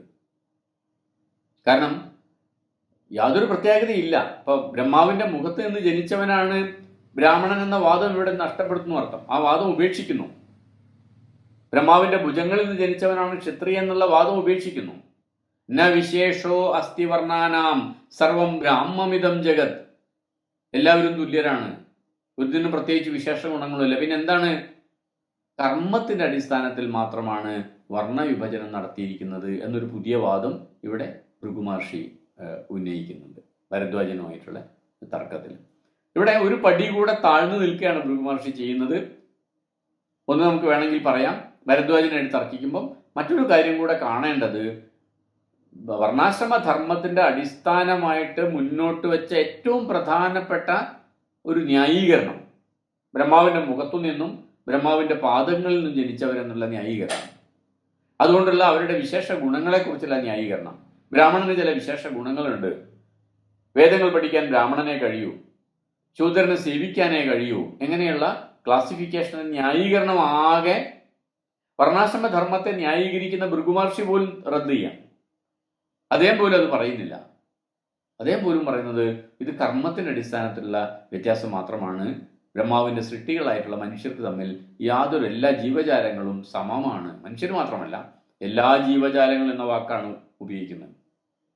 പ്രാണിയും പുഴുവും മനുഷ്യനും പക്ഷിയും മൃഗങ്ങളും ചലിക്കുന്നതും വൃക്ഷങ്ങളും ഒക്കെയുള്ള എല്ലാ ജീവജാലങ്ങളും തുല്യമാണ്. സർവം ബ്രഹ്മമിതം ജഗത്. ഈ ജഗത്തിലെ എല്ലാം ബ്രഹ്മമയമാണ്. പക്ഷെ നേരത്തെ ഉപനിഷത്തുകളിലൊക്കെ കാണുന്ന ഒരു ദർശനത്തിന്റെ വ്യാപ്തിയിലേക്ക് ഭൃഗുമഹർഷിയുടെ വാദം വരാ. ഭൃഗുമഹർഷിയും ഭരദ്വാജനും തമ്മിലുള്ള തർക്കത്തിൽ ഭരദ്വാജനാണ് വർണ്ണാശ്രമ ധർമ്മത്തെ എതിർക്കുന്നത്. ഭൃഗുമഹർഷി യോജിക്കാണ്. യോജിക്കുന്ന ആള് പോലും ഒരുപക്ഷെ കൂടുതൽ വിശാലമായ ഒരു സമീപനത്തിലേക്കാണ് ഇവിടെ എത്തുന്നത്. ജീവൻ എന്ന് പറയുന്നത് ഈ ശരീരത്തിനപ്പുറം ഒന്നുമല്ല എന്നതാണ് നാസ്തികരുടെ മതം. ഒരു ആൽമരത്തിന്റെ വിത്തിൽ ഇലയും പൂവും കായും വേരും തടിയും മരത്തോലും അടക്കം എല്ലാം അടങ്ങിയിരിക്കുന്നു. പുല്ലും വെള്ളവും ഭക്ഷിക്കുന്ന പശു അവയിൽ നിന്ന് തികച്ചും വ്യത്യസ്തമായ പാല് ഉൽപ്പാദിപ്പിക്കുന്നു. അതിനെ തൈരും മോരും വെണ്ണയും നെയ്യും ഒക്കെയായി പരിവർത്തിപ്പിക്കാൻ സാധിക്കുന്നു. വ്യത്യസ്ത തരത്തിലുള്ള പഴങ്ങൾ വാറ്റിയെടുക്കുമ്പോൾ ലഹരിയുള്ള മദ്യം കിട്ടുന്നു. നിർമ്മിക്കാൻ ഉപയോഗിച്ച വസ്തുക്കളിൽ നിന്ന് തികച്ചും വ്യത്യസ്തമാണ് നിർമ്മിതി എന്നർത്ഥം. അതേപോലെയാണ് ബീജത്തിൽ നിന്ന് മനുഷ്യ ശരീരവും അതിൽ നിന്ന് ബുദ്ധിയും അഹംബോധവും പ്രജ്ഞയുമൊക്കെ രൂപം കൊള്ളുന്നത് എന്ന് നാസ്തികർ വിശദീകരിക്കുന്നുണ്ട്. അക്കാലം മുതൽക്കേ വിശദീകരിക്കുന്നുണ്ട്. ഇങ്ങനെയാണ് ഹേതുവാദികൾ ലോകത്തെയും ജീവിതത്തെയും ഭൗതികമായിട്ട് വ്യാഖ്യാനിക്കുന്നത്. മനസ്സ് എന്നത് ഭൗതിക ശരീരത്തിന്റെ വിശേഷപ്പെട്ട ഒരു അവസ്ഥ അഥവാ വികാസം മാത്രമാണ് എന്ന യുക്തിചിന്ത തന്നെയാണ് ഇവിടെ അടിസ്ഥാന പ്രമാണമായിട്ട് വർത്തിക്കുന്നത് എന്നർത്ഥം. ഈ ചിന്ത തന്നെയാണ് പിൽക്കാലത്ത് യൂറോപ്യൻ ഭൗതികവാദികളൊക്കെ സ്വീകരിച്ച് കാണുന്നത്. ബീജമാത്രം പുരാ സൃഷ്ടം യതേതത് പരിവർത്തതേ മൃതാ മൃത പ്രണശ്യന്തി ബീജാത് ബീജം പ്രവർത്തതേ എന്നാണല്ലോ ഭരദ്വാജൻ സമർത്ഥിക്കുന്നത്. മരിച്ചു കഴിഞ്ഞവർ എന്നേക്കുമായി മരിച്ചു പോകുന്നു. ബീജം മാത്രമാണ് പുതിയ ജീവനും ജീവന്റെ തുടർച്ചയ്ക്കും കാരണമാകുന്നത് എന്ന വാദം ആ നിലയ്ക്കല്ലെങ്കിലും നമ്മുടെ പുരാവൃത്തങ്ങളിൽ പ്രതിഷ്ഠിതമാണ്.